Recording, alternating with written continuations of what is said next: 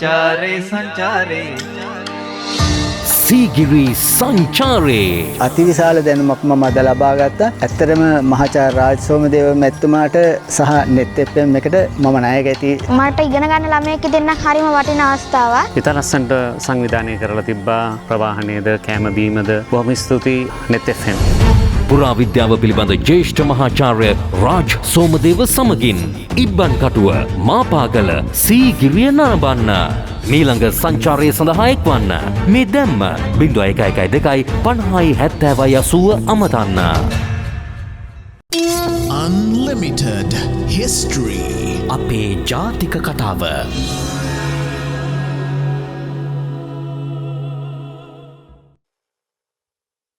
අයිබෝන් අපේ 100 වෙනි වැඩසටහනට ලං වෙමින් අද 98 වෙනි වැඩසටහනේ අපි ඈඳි ගන්නයි සූදානම් වන්නේ. Unlimited History අපේ හෙළයන්ගේ අක්මුල් සොයා යාම 98 වෙනි වතාවටත් පැය එකහමාරේ 98ක් පුළුවන් නම් ගණන් හදලා බලන්න.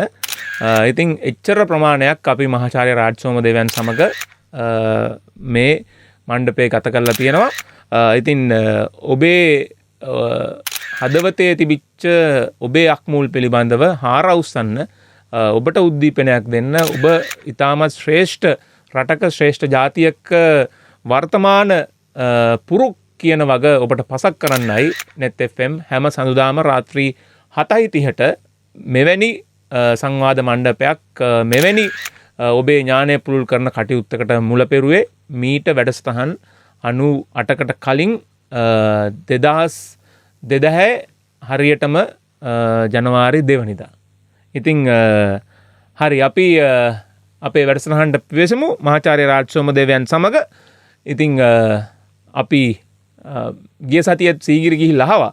ඒවා ඔබ මේ කතා කරන අතරතුර දකි. ඔබටත් ලබන මාසෙත් අපිත් එක්ක සීගිරි යන්න පුළුවන් කියන කාරණේත් මතක් කරගෙන සීගිරිය පිළිබඳව විශේෂ වැඩසටහන් පෙළක් අපේ 100 වෙනි වැඩසටහන වෙනකොට සූදානම් කියලා මතක් කරගෙනම අපිස මේ පහුගිය සතියේ දවස් කීපයක්ම අපි සීගිරිය ගත කළා. ඉතින් ඒ ආස්වාදයත් එක්ක ඔබතුමාට ආයිබෝන් කියලා ඔබතුමාව පිළිගන්නවා. ආයිබෝන් වන්. සර් දැන් අපි සීගිරිය ගැන මැතුවෙච්ච ප්‍රශ්නක් තියෙනවා.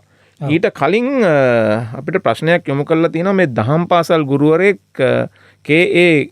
ගේෂාන් නිලූණ ගලබඩ රත්නපුර. ඔහුගේ ලියවිල්ලත් එක්ක මම කියන්නම්. මම දහම් පාසල් ආචාර්යවරයෙක්. අපේ දහම් පාසලේ පාලි විෂය සඳහා ස්වාමින් වහන්සේ නමක් නොමැති නිසා මම පොත් සහ අන්තර්ජාලය උපයෝගී කරගෙන 7 වන ශ්‍රේණිය සිට ඉහළ පන්තිවලට පොදුවේ පාලි උගන්වන්න පටන් ගත්තා. දැන් සති කීපයක සිට පාලි භාෂාව පිළිබඳව හා එහි ඉතිහාසය පිළිබඳව මම දරුවන්ට කියා දෙන්න යොදාගත්තේ ඔබතුමන්ලා ඒ පිළිබඳව කරපු වැඩසටහන. 9 ශ්‍රේණියේ ළමෙක් ඒ වෙලාවේ ප්‍රශ්නයක් ඇහුවා. සිංහල අකුරු සහ පාලි අකුරු සඳහා එකම අක්ෂරමාලාවක් තියෙන්නේ ඒකට හේතුව ඉන්දියාවේ මාගධී අක්ෂරමාලාව ලංකාවට ලැබීමද නැත්නම් පසු කාලීනව සිදු වෙනත් හේතුවකින් සිදු වූ දෙයක්ද කියලා. මේ ගේෂාන් ගුරුතුමාගේ ප්‍රශ්නය ළමෙක් දහම් පාසලදී ඇහුව අපේ වැඩසටහන බලලා. මට හිතෙන හැටියට නම් නුවන් අපේ ගේෂාන්ට සිද්ධ වෙනවා ඒ දරුවට හුඟක් විස්තරාත්මකව මේ කාරණේ පැහැදිලි කරලා දෙන්න. මේ ඒ අහලා තියෙන ප්‍රශ්නේ හැටියට භාෂාව සහ අක්ෂර කියන වචන දෙකෙන් අදහස් වෙන දේ යම්කිසි විදිහකට ව්‍යාකූලතාවක් ඇති වෙලා තියෙන බවයි පේන්නේ ඒ ශිෂ්‍යයාට. ඉතින් ඇත්තෙන්ම පාලි කියන එක අපි ඒකේ ඉතිහාසය කිව්වා මාගධික භාෂාවක්. ඒකේ නියම නම තමයි මාගධී භාෂාව කියන එක. ඊට පසු කාලයක බුද්ධ ධර්මය ලියන්ට මේ භාෂාව පාවිච්චි කරපු නිසා පාලි කියන වචන කියන්නේ අපි දහමට පාලිය කියලා කිව්වනේ අපි කලින් වැඩසටහනකත් එක කිව්වා. දැන් විනය චුල්ලවග්ග පාලිය කියලානේ අපි කියන්නේ. ඒතර ධර්මයට පාලිය කියන වචනේ පාවිච්චි වෙලා තියෙනවා. ඉතින් ඒ නිසා ඒ ධර්මයේ ලියු භාෂාවටත් පාලි භාෂාව කියන විවහාරය එන බව අපට පේනවා. ඉතින් ඒ භාෂාව කියන එකයි අක්ෂරමාලාව කියන එකයි එකිනෙකට වෙනස්. අක්ෂරමාලාවක් කියන්නේ ඒ සුවිශේෂී තාක්ෂණික ක්‍රමයක්. අපේ හිතේ තියෙන අදහස් කිසියම් නිශ්චිත භාෂාවකින් ප්‍රකාශයට පත් කිරීම සඳහා අපි පාවිච්චි කරන අක්ෂරමාලාවට අපි කියනවා අකුරු පද්ධතිය කියලා. ඒක වෙනම දෙයක්. එතකොට ඕනෑම භාෂාවක් ඕනෑම අකුරකින් ලියන්න පුළුවන්කම තියෙනවා. සමහර අවස්ථාවල සමහර භාෂාවල තියෙන ඇතැම් ශබ්ද සමහර අක්ෂරමාලා වලින් ලියන්න බැරි වෙන අවස්ථා තියෙනවා. ඒකට හේතුව දැන් අපි සරලම ගත්තොත් අපි ඔය SMS ලියන්නේ සර් ඉංග්‍රීසි වලින් ඉංග්‍රීසි අකුරු වලින් ලියන්නේ. අන්න බලන්න දැන් අපිට මේ දුරකථනයක ජංගම දුරකථනයක අපිට සිංහල අකුරු මාලාව ස්ථාපනය කරගන්න බැරි වෙච්ච අවස්ථාවක් තියෙනවා නම් අපි සමහර දුරකථනවල එහෙම ශක්තියක් නැහැනේ. ඔව් ඒ කියන්නේ Android දුරකථන Apple දුරකථන වගේ ඒවා කියන්නේ ස්මාර්ට් දුරකථන වල නේ හැකියාව තියෙන අපේ හෙළ අකුරු app එක හරි දාගෙන වැඩ කරන්න. එහෙම නැති අවස්ථාවල අපේ අදහස අපි සිංහලෙන් හිතලා ඒක ඉංග්‍රීසි අකුරු වලින් අපි ලියනවා. එතකොට ඒ වගේ භාෂාව පාලි භාෂාව ලියන්න කියලා සුවිශේෂී අකුරු පද්ධතියක් තිබුණේ නැහැ. දැන් මේ වැරැද්දම සමහර අවස්ථාවල සිද්ධ වෙනවා. සමහර අය කියනවා සංස්කෘත අකුරු කියලා. සංස්කෘත අකුරු කියලා જાතියක් නැහැ. සංස්කෘත කියලා කියන්නේ භාෂාවක්. එතකොට ඒ සංස්කෘත භාෂාව ලිවීම සඳහා පාවිච්චි කරපු අකුරු හඳුන්වන්නේ දේවනාගරී අකුරු කියන නමෙන්. එතකොට සංස්කෘත භාෂාව ලිව්වේ දේවනාගරී අකුරු වලින්. නමුත් සංස්කෘත භාෂාව ලියන්න පුළුවන් සංස්කෘත භාෂාව ලියන්න පුළුවන් වෙනත් සමාජයකට අයිති වෙනත් කණ්ඩායමක් පාවිච්චි කරන අකුරු වලින්. දැන් උදාහරණයක් හැටියට කියනවා නම් සීගිරි කැටපත් පවුරටම අපි ගියාම සීගිරි කැටපත් පවුරේ තියෙනවා සංස්කෘත භාෂාවෙන් ලියන ලද නමුත් සංක්‍රාන්තික සිංහල අකුරු වලින් රචනා කරපු ගීතයක්. අර අපි කලින් වැඩසටහනකට නම් කරා පීන පයෝදර භාරා ලීලිත සාරස තනු මධ්‍යා ලීලේන්දීවර නයනා කේයං මනෝරමා රමක් කියන ගීය. දැන් ඕක සංස්කෘතනේ භාෂාව. නීලේන්දීවර නයනා කියන එක කේයං මනෝරමා රමක් කියලා අර 32කින් ඉවර කරලා තියෙන බිංදු දෙකෙන්. ඒක සංස්කෘත භාෂාව. හැබැයි ලියා තියෙන්නේ සිංහල අකුරු වලින්. කටපත් පවුරේ තියෙන අර සංක්‍රාන්තික සිංහල අපි කියලානේ බ්‍රාහ්මී අක්ෂරයි සිංහල අක්ෂරයි අතර මැදි තියෙන අක්ෂර පද්ධතිය. අක්ෂර ශෛලියක්. එතකොට අපිට දැන් බලන්න දැන් යුරෝපයේ සමහර භාෂාවල් ලියන්න පාවිච්චි කරන්නේ ඉංග්‍රීසි අකුරුනේ. නේද? එතකොට නමුත් ඒවයි වචන සමහර වචන උච්චාරණය කරන්න බැරි කොට අලුත් රූප අඳුන්වලා දීලා තිනවා. දැන් ඔය උම්ලවුට් කියලා කියන ආකාරය වගේ එකක්. ඒතර ජර්මන් භාෂාවේ තියෙන ඕ අකුරට උඩින් තිත් දෙකක් තියෙනවා. එහෙම රූප අපි ඒ අකුර ලියලා සමහරට අර හරිය එක දෙන්න අයන්නට උඩින් ඉරක් ඒ අකුරට උඩින් ඉරක් අදිනවා. ඊළඟට දැන් බලන්න පහුගිය දැන් දශක 3-4කට උඩදී අපිට මේ ටොෆී කියලා ලියන්න ඕනුනහම ෆිල්ටර් ටිප් කියන වචනේ ලියන්න ඕනුනහම අපිට අකුරක් තිබුණේ නැහැ ෆර් શબ્දෙට. ඒතර අපි ලිව්වේ පයන්න මැද්දට F අකුරක් දාලා. ඒතර ඒක මහා සංකර රූපයක්. ඒතර ඊට පස්සේ විද්වත්වයකට එක්කහුව වෙලා ඒකට අකුරක් නිෂ්පාදනය කරා. අර උපද්මානීය කියන රූපය අර යටට කක්කුට්ටෙක් වගේ ඉන්න රූපය අරගෙන ඒක ෆර් શબ્දයට පාවිච්චි කරනවා. අද මේ යතුරු පුවරු වලත් ඒ ෆර් શબ્දයට රූපේ තියෙනවා. එතකොට ඒ දරුවා ඒ දහම් පාසලේදී ඒ දරුවා අහපු ප්‍රශ්නට උත්තර දෙන්න තියෙන්නේ පාලි කියන්නේ භාෂාවක්. එතකොට බ්‍රාහ්මී කියන්නේ අක්ෂර පද්ධතියක්. එතකොට බ්‍රාහ්මී අක්ෂර කාලේ පාලියෙන් ලියන්න වුණා නම් ඒක බ්‍රාහ්මී අක්ෂර පද්ධතියෙන් පාලි ලිව්වා. එතකොට සිංහල අපේ අක්ෂර පද්ධතිය සංක්‍රාන්තික සිංහල අවධියක නම් තිබුණේ ඒ කාලේ පාලි ලියන්න ඕන නම් අපි සංක්‍රාන්තික සිංහල වලින් පාලි ලිව්වා. අපිට අපේ අක්ෂර පද්ධතිය පූර්ණ සිංහල බවට පරිවර්තනය වුණාට පස්සේ පාලි ලියන්න උනා නම් අපි සිංහල අකුරු වලින් පාලි ලියනවා. දැන් අද මහාවංශය ගත්තොත් එහෙම මහාවංශය මුද්‍රණය කරලා තියෙනවානේ. ඒතර මහාවංශය මුද්‍රණය කරලා තියෙන්නේ අපි අද මේ පාවිච්චි කරන සිංහල අකුරු වලින්. එතකොට ඕනම භාෂාවක් ඕනෑම අකුරකින් ලියන්න පුළුවන්. යම් තත්ත්වවලදී ලියන්න බැරි ශබ්ද තියෙනවා නම් අර ෆර් શબ્දේ වගේ එකක්.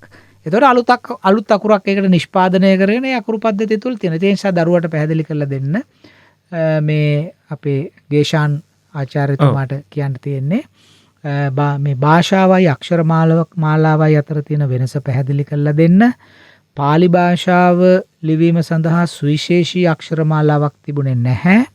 ඒ කාලේ ඉන්දියාවේ පාවිච්චි වෙච්ච යම්කිසි අක්ෂරමාලාවක් තිබුණා නම් ඒ කියන්නේ බ්‍රාහ්මීය අක්ෂර වෙන්න පුළුවන්, කාරෝෂ්ටි අක්ෂර වෙන්න පුළුවන්.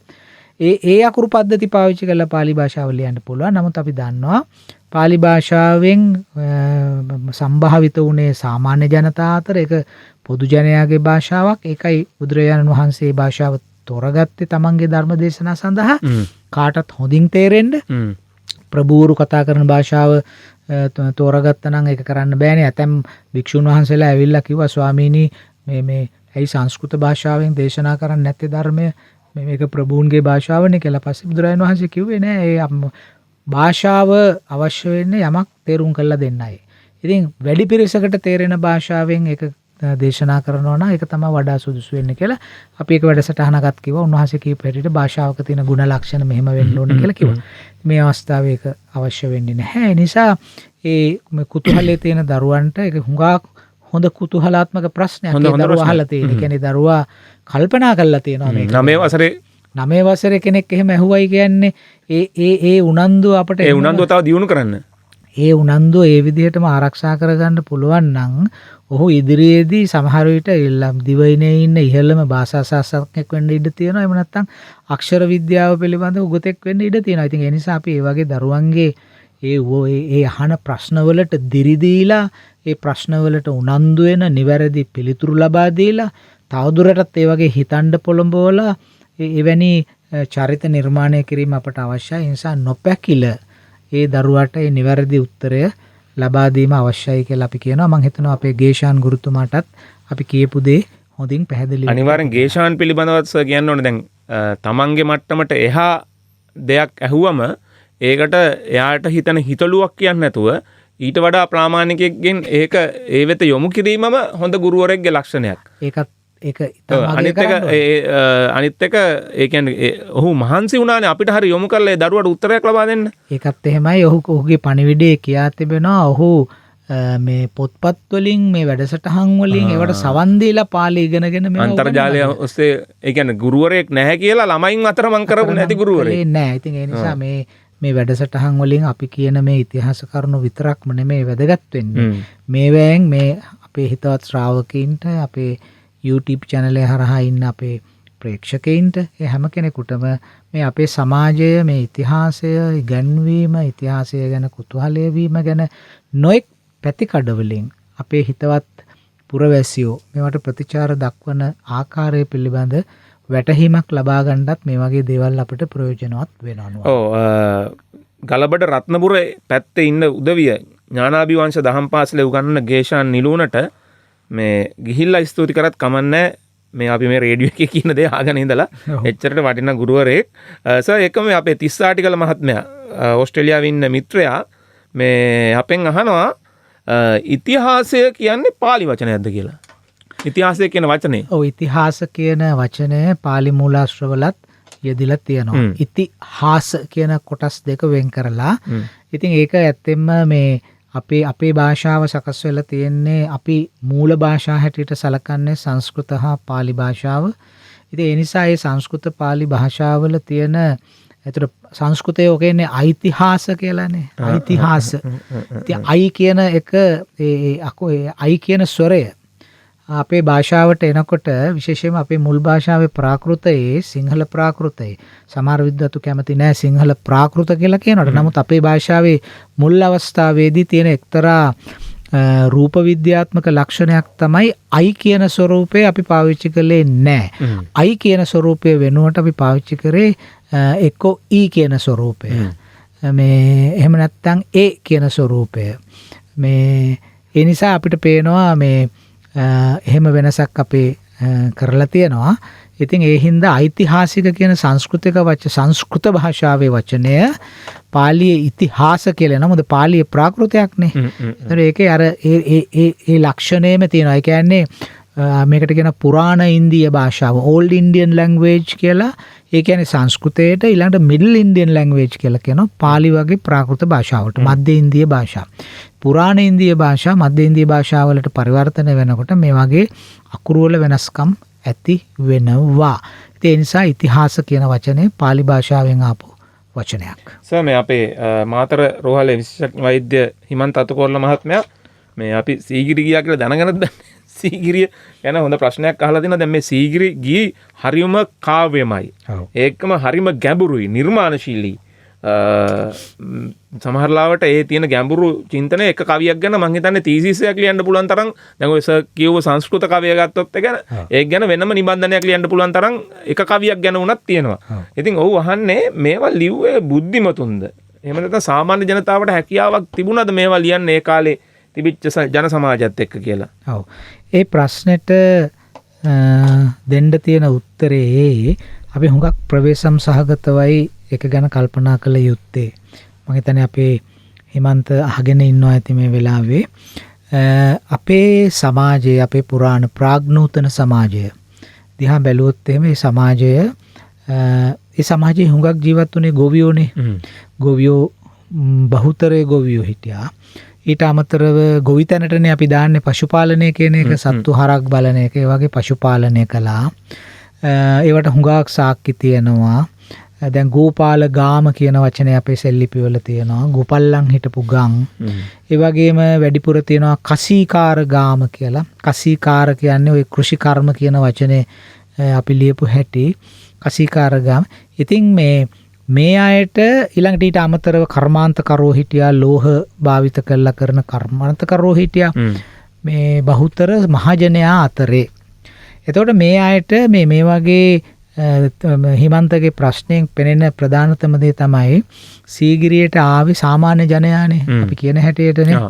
එතකොට මේ සාමාන්‍ය ජනයාට මේ ඔබ කලින් කිව්වා වගේ මේ වගේ තාම සාහිත්‍ය උසස් සාහිත්‍ය රසයක් තියෙන මේ වගේ නිර්මාණ ඉදිරිපත් කරන්නට ඔහුට හැකියාවක් තිබුණා. ඇත්තම අපි එහෙම හිතන එක ප්‍රායෝගිකද කියලා තමයි හිමන්ත අහන්නේ.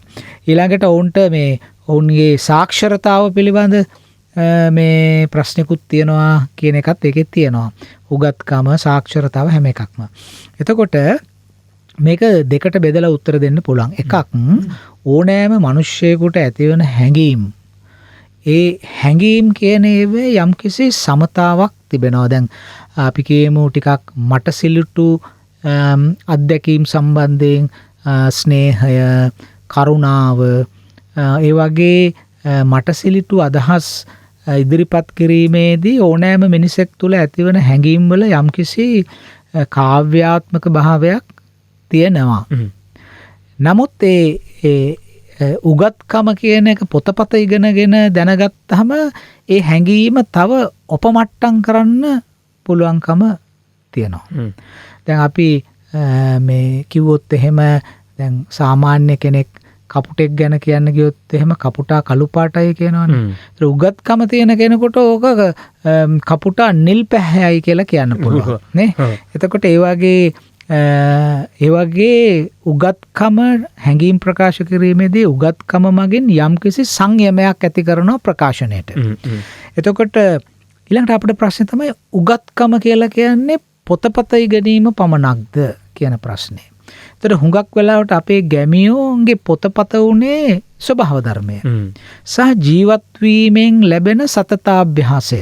එකෙන්නේ ඒගොල්ලෝ ජීවිතේ තේරුම් ගත්තේ අනිත්‍යතාව. දැන් උදාහරණයක් හැටියට කියනවා නම් පොතපත කියවලා සියලු දේ අනිත්‍යයි කියලා මේ හිතන කෙනෙක්, තේරුම් ගන්න කෙනෙක් තමාංගේ දෙයක් මේ වෙන් වෙලා ගියොත්, ප්‍රියයෙක් වෙන් වෙලා ගියොත් නේද?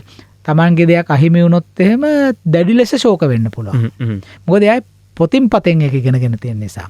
නමුත් පොළව කොටලා මහවැස්සේදී බීජ ඉහලා මේ අංකුර පැලවෙනවා දැකලා ඒවා හොඳට බලාගෙන මැදි වයසට එනකොට ගහ විශාල නියඟයක් ඇවිල්ලා මුළු ගොවිපළම හේනම විනාශ වෙලා ගියොත් ඒකත් අනිත්‍යතාවට අයිති දෙයක්. ඉතින් අපේ ගොවියෝ ඒවා දැකලා වින්දා. ඒතර ඒකත් පරිඥානයනේ. ඒකත් පරිඥානය, ජීවිත පරිඥානය. ඉතින් ඒ නිසා උගත්කම කියන දැන් මෙතන හිමන්ත ඇහුව ප්‍රශ්නේ තමයි සීගිරි කැටපත් පවුරේ මේ ලියා තිබෙන අකුරු, මේ ලියා තිබෙන අදහස් පොදු ජනයාගේ මැයි කියා අපිට කියන්න පුළුවන්ද කියන ප්‍රශ්නෙට කිට්ටුවන්ත ප්‍රශ්නයක් අහලා තියෙනවා. ඕහන ප්‍රශ්නෙට ලොකු ගැඹුරක් තියෙනවා. අපි ඉඩම් භුක්තිය පදනම් කරගත්ත කෘෂිකාර්මික සමාජයක ජීවත් වෙනකොට සාමාන්‍ය ජනතාවට එහෙම අකුරු ලිවීමේ අවශ්‍යතාවක් වුවමනා වෙනවද? ඊළඟට සීගිරි කැටපත් පවුරේ තිබෙන ගීවල තියෙන අතිශය ඉහළ විදග්ධ රසාස්වාදනය සමහර ඒවා තියෙන්නේ සංස්කෘත මහා කාව්‍යවල තියෙන උදාහරණ. පාලි සාහිත්‍යයේ තියෙන උදාහරණ. ඒවා මේ ගැමියෝ දැනගෙන හිටියද මේ කවි ලියන්න ඇවිල්ලා කියන දේ යන්නේ. උතර උන් ගෙදරින් ඒගොල්ලන් පරිහරණයේ තිබිච්ච දේවල්ද මේවා? ඔව් අනික කිසිම කෙනෙක් ඔතනට එනකොට ගෙදරින් කවියක් ලියාගෙන එන්නේ නැහැ නේ මෙතන ලියන්න ඕන කියලා. දැකලාපත් වෙන විශ්මය අනුවනේ ලියන්නේ. දැකලා විශ්මයටනේ. ඉතින් ඇත්තම උහන ප්‍රශ්නෙට සාධාරණ කාරණයක් තියෙනවා. මොකද මීට දශක දෙකකට විතර උඩදී සීගිරියේ කැටපත් පවුර නැවත පිටපත් කරන ව්‍යාපෘතියක් අපි දියත් කළා. දශක දෙකකටත් වැඩි. මට මතක නැහැ 1980 දශකයේ අග කාලේ 3කට කලින්. එතකොට ඒකෙදී අපිට දකින්න ලැබිච්ච දෙයක් තමයි මේ සියලුම කැටපත් පවුරේ තියෙන ලියවිලි ගත්තොත් පරණවිතාන මහත්මයා 580 ගාණක් ප්‍රකාශයට පත් කළා. ඊට වැඩියෙන් තියෙන අපි 1000කට වැඩි ප්‍රමාණයක් පිටපත් කළා. මේ වෙලේ ලියවිලි වල තියෙන අකුරු අපි වර්ගීකරණය කරොත් එහෙම අකුරු ශෛලීන් 6කට හෝ 7කට වැඩිය නැහැ. එතකොට 500ක් යම්කිසි ලේඛන ලිව්වොත් දැන් අපි ගත්තොත් එහෙම දැන් ওই ඉස්කෝලේ යන ළමයින්ගේ සටහන් පොත් 500ක් ගත්තොත් සටහන් පොත් 500ක් ගත්තොත් අකුරු ශෛලීන් අඩුම ගානේ 150ක්වත් තියෙන්න ඕනනේ නේද 500කින්. එතකොට හැබැයි මේ සීගිරි කැටපත් පවුරේ 585 ප්‍රකාශිත ගී තියෙනවා.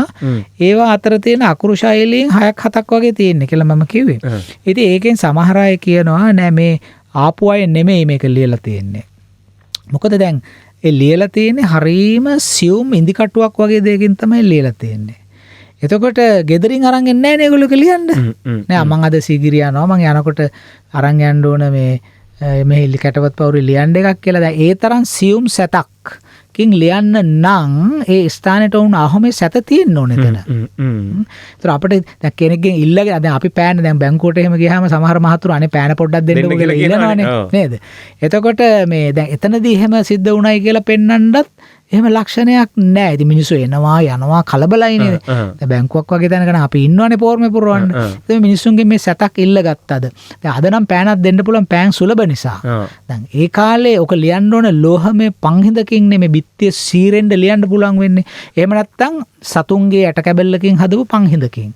මේක ලියන්න ඕන. හරි. තීන්තෙන් ලියන දැන් නෙමෙයිනේ. තීන්තෙන් ලියන දැන් නෙමෙයිනේ. එතකොට ඒ තීන්තෙන් එකක්වත් ලියලා තිබුණේ නැද්ද? නෑ තීන්තෙන් නෑ. තීන්තෙන් නෑ මම ඇහුවේ මොකද මේ සීගිරි චිත්‍ර ඇඳලා තින්නේ තීන්තෙන්නේ. උනාට මේ කුරුටු ගෑම සඳහා එහෙම තින්ත පාවිච්චි කරපු බවක් අපිට පේන්නේ නැහැ. ඉතින් කුරුටු ගාලම තියෙනවා. ඒක විශේෂ වැඩ කටයුත්තක් හැටියට වෙලා තියෙනවා. ඒ නිසා සමහර අය යෝජනා කරනවා කාරණා දෙකක් උඩ එකක් ඔය සැත ලියන්න පාවිච්චි කරපු පංහිඳ සහ ඒවැයි තියෙන අකුරු ශෛලීන් වල තියෙන සීමිත විවිධතාව. ඒ දෙක පදනම් කරගෙන ඇතැම් අය හිතනවා මේ සීගිරිය බලන්න ප්‍රේක්ෂකයෝ රසිකයෝ ආවම ඔවුන්ට අදහසක් තමන්ගේ කැටපත් මේ කැටපත් පවුරේ ලියන්න හිතුනහම එතන පිරිසක් හිටියයි කියලා ඒ අදහසට උදව් කරන. ඔබේ අදහස කියන්න අපි ලියන්නම් කියලා කියන්න. මොකද හිමන්ත අහන ප්‍රශ්නේ ගැඹුරක් තියෙනවා. මොකද මෙහෙම වෙන්න නම් මේ විශාල සීගිරිය බලන්න ආපු ප්‍රමාණයටම අකුරු ලිවීමේ හැකියාව තියෙන්න ඕනේ නේද? එතකොට දැන් අපි දන්නවා නුවන් මේ වගේ සමාන දේවල් අද සමාජයේ වෙන. දැන් සමහර පන්සල් වලට ගියාම අපි මුදලක් දුන්නාම පුස්කොළ පොතේ ධර්මයේ ලියනවා. නේ? ඒ වගේමයි සමහර තැන් වලට ගියාම අපි මුදලක් දීලා ප්‍රවේශ පත්‍රයක් ගත්තාම ඒක ලියලා අහනවා කාටද පින් දෙන්න ඕන? මොකද්ද කියන්න ඕන? කියලා ඇහුවා. අපි කියන්නේ නැහැ අදහස. ඒගොල්ලන්ගේ අදහස අපේ නමින් ලියනවා. ඒ කියන්න බැරි කෙනෙක් හිටියොත් ඒගොල්ලෝ කියනවා ඒක. හැබැයි අපිට කියන්න අදහසක් තියෙනවා නම් අපි කියනවා මේක මෙහෙම කියන්නයි කියලා. මෙහෙම අපින් අනුමෝදන් වෙන්න. එහෙම කියතොත් එයා ඒක කවියෙන් ඒක කියනවා. දැන් මේ වගේ ක්‍රියාපටිපාටියක් සීගිරිය කැටපත් පවුරේ තිබුණාද කියලා ඇතැම් විද්වතුන්ගේ මතයක් තියෙනවා. මොකද මේ කාලේ වෙනකොට දැන් අපි අපේ ප්‍රධාන වැඩසටහනෙත් අපි දැන් යන්නේ 3 වෙනි කාශ්‍යපලා 4 වෙනි අග්ගබෝධි ඔය කාලේ කියන්නේ 6 මානවම්මලා 7 වෙනි සතවර්ෂයත් පැනලා දැන් 8 වෙනි සතවර්ෂයට අපි කියන්නේ අනුරාධපුර අග හරියට අපි අග හරියට එන්නේ. ඉතින් මේක සම්පාත වෙනවා මේ කාලේ තමයි සීගිරියට මිනිස්සු ඇවිල්ලා කැටපත් පවුරේ ලියන්න පටන් ගන්නෙ. සමාර මේක මේ මං කියන්නේ අපි දන්නේ නැති බලවේගයක් අන්ලිමිටඩ් ඩිස්ට්‍රි මෙහෙවනවා කියලා අපිට හැමදාම හිතන කාරණේ සෝක. ඔව් මේ කාරණා සම්පාත වෙනවා කොහෙන් හරි ඇවිල්ලා. එතකොට දැන් ඒක ගැන හුඟක් කතා කරන්න තියෙනවා අපිට. අපි ඒක කතා කරමු ප්‍රධාන වැඩසටහනේ. එතකොට මේ එහෙම අදහසක් තියෙනවා යාපු ප්‍රේක්ෂකයෝ මේ චිත්‍ර බලලා ඒගොල්ලෝ නොයෙක් අදහස් කතා කරන්න ඇති කියන්න ඇති. ඉතින් ඒ අය දැන් මේ සීගිරිය මේ වෙලෙකට අතෑරිලා ගිහිල්ලානේ. එතකොට යම්කිසි පිරිසක් මේගොල්ලෝ මුල් අවස්ථාවල සමහර විට එක්කෙනෙක් දෙන්නෙක් සාක්ෂරතාව තියෙන දැන් මෙතන ලියන්න පටන් ගන්න ඇති මේක. මේ කැටපත් පවුරේ කුරුටු ගන්න. මේ මොකද දැන් අපි දන්නවා මේ සීගිරිය කැටපත් පවුරට ආපු බොහෝ දෙනෙක් කැටපත් පවුර ගාවට ඇවිල්ලා ඒකේ ලියපු බොහෝ දෙනෙක් තමන්ගේ අනන්‍යතාව කියලා තියෙනවා. නම කියනවනේ. ඔහු කියනවා මම ලේ දරුවෙක්. මම ලේඛක කෙනෙක්. ලේඛකයෙක්. කියන්නේ ඔහු සාක්ෂරතාව තියෙන කෙනෙක්. එතකොට ඔහු ලියනවා. හරි. එතකොට ඔහු ලියලකොට මේ කටයුත්තට හුඟක් දෙනාගේ අවධානය ඇති වෙනකොට සමහර විට ස්වයං සිද්ධ යාන්ත්‍රණයක් ඇති වෙන්න ඇති. මේ ආයත මෙහෙම පන්හිඳක් දීලා හරි ඒක ස්වයං රැකියාවක ඉදලත් කරන්න ඇති. මම සර්ට ඕකට ගැලපෙන වර්තමාන උදාහරණයක් කරන මම මේ හොඳටම දන්න එකක්. අර ත්‍රිවිල් වල සර් ලස්සන වැකි පිටිපස්සේ ලියන් යනවානේ. ලියන් යනවා. මම දන්න තැනක් තියෙනවා ස්ටිකර් ත්‍රිවිල් වල ගහන එතන ඉන්නවා කෙනෙක්. මේ එයාට පොඩි මුදලක් දුන්නම එයා ලස්සන කවියක් කියනවා පිටිපස්සේ ගහගන්න. නැත්තම් කීපයක් ලියලා දෙනවා අර පදින සෝයුරාට කැමතික තෝරගන්න. ඉතින් ඒක බලන්න එහෙම රස්සාවක් හැදිලානේ තියෙන්නේ. එතකොට සමහර මුල් අවස්ථාවල එතනට ආපු සාක්ෂරතාව තියෙන කෙනෙක් දැන් ලේඛකයෙක් ආවනම් ඔහුගේ මඩිස්සලේ තියෙනවනේ පන්හිඳක්. සහුල් ලියනවා. ඒ බොහෝ දෙනෙක් ලියන්න පටන් ගන්නකොට කෙනෙක් හිතන්න ඇති මේ සේවාව සපයලා අපිට යම්කිසි දෙයක් කරගන්න පුළුවන් කියලා. එතකොට එහෙම වුණා වෙන්නත් ඉඩකඩ තියෙනවා. හරි. මේ ඉතින් අපි කරුණාවෙන් ඉල්ලා හිටින්නේ දැන් මේ වැඩසටහනේ මෙහෙම කිව්වහම කොහේ හරි YouTube channel එකක හරි කොහේ හරි තැනක කියන්න එපා මෙන්න මේ net FM වැඩසටහනේ මේ සීගිරියේ තියෙන ගැඹුර ගාම්භීර භාවය නැති කරන්න හදන අය එහෙම කියන්න එපා. මේ ප්‍රශ්නේ අහලා ඇත්ත කියන්නේ මේ ඇත්ත කියන්නේ වෙන්න පුළුවන් දේ කියන්නේ අනික මේ ප්‍රශ්නේ අහලා තියෙන්නෙම මේ වැඩසටහනට සවන් දෙන සබුද්ධික උගත් උනන්දු වෛද්‍යවරයෙක් විශේෂඥ වෛද්‍යවරයෙක්. ඒ නිසා ඒ වගේ විශේෂඥ වෛද්‍යවරු ඒ වගේ ඉංජිනේරුවරු තවත් මේ වැඩසටහනට මූණ දෙනවා. ඔවුන්ට අපිට කතා කරන්න යම් අපහසුතාවක් තිබුණත් ඔවුන්ගේ හිතෙත් මේ ප්‍රශ්න තියෙනවා අහන්න පුළුවන්. එතකොට අපි වැඩසටහන පටන් ගන්නකොට අර ගේෂාන්ගේ දරුවා අහපු ප්‍රශ්නේ අපි කිව්වා. ඉතින් ඔය වගේ දරුවෝ ඉදිරියේදී මේ ප්‍රශ්න අහනවා. මේ අහනවානේ අනිවාර්යෙන් අහනවා මේ ප්‍රශ්න. ඔය අහපු දවසට ඒවට උත්තර දෙන්න වැඩිහිටියොත් දැනගෙන ඉන්න ඕන. සමාජයත් සූදානම් වෙලා ඉන්න ඕන ඒකට උත්තර දෙන්න. ඒ නිසා තමන් මේ එක අවස්ථාවක එක්තරා ගුවන්විදුලි වැඩසටහනකදී එක්තරා ප්‍රසිද්ධ මහත්මයෙක් මගෙන් ඇහුවා මේ සීගිරියේ තියෙන්නේ ජනතාවගේ හදවත ගැහෙන රාවේ නේද මේ ජන සුවඳ නේද නිල් කට්රොල් මල්ක උණු වැට්කොල් මල්සේ කියන ගීතය. ඉතින් මම එකපාරටම කිව්වා නෑ එහෙම වෙන්න උවමනාවක් නැහැ.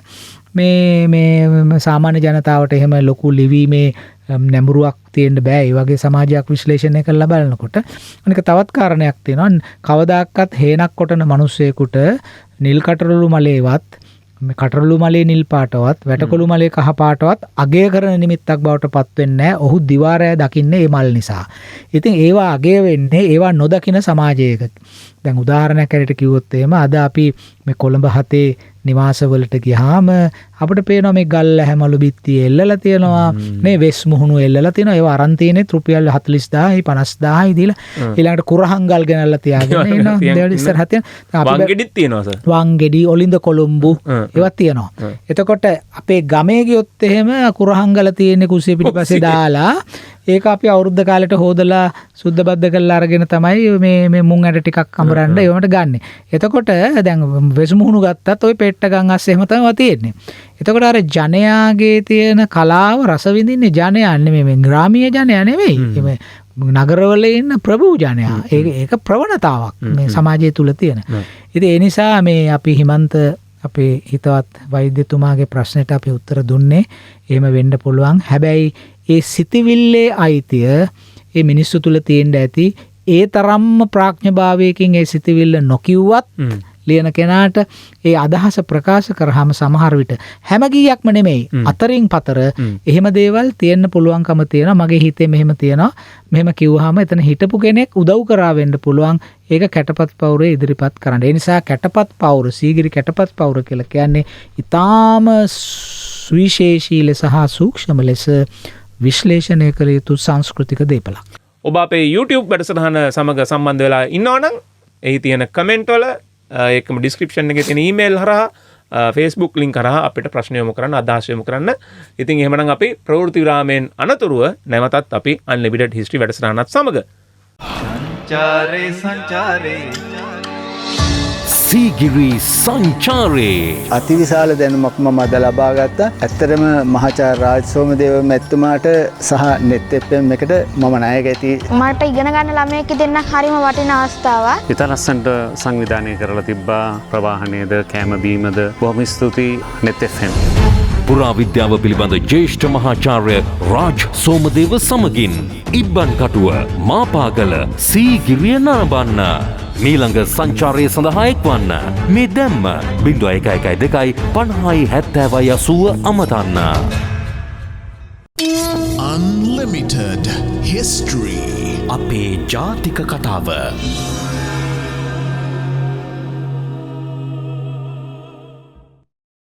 හරි අපි ප්‍රවෘත්ති විරාමයෙන් අනතුරුව නැවතත් Unlimited History වැඩසටහන සමග ඔබ දකිනවා අපි කතා බහ කරන අතරතුර ගිය සතියේ අපි අපේ තුන්වෙනි වරටත් අපේ කණ්ඩායමත් සමග සීගිරි ගියා. අප්‍රේල් මාසෙත් අපි ඒ වගේම යනවා.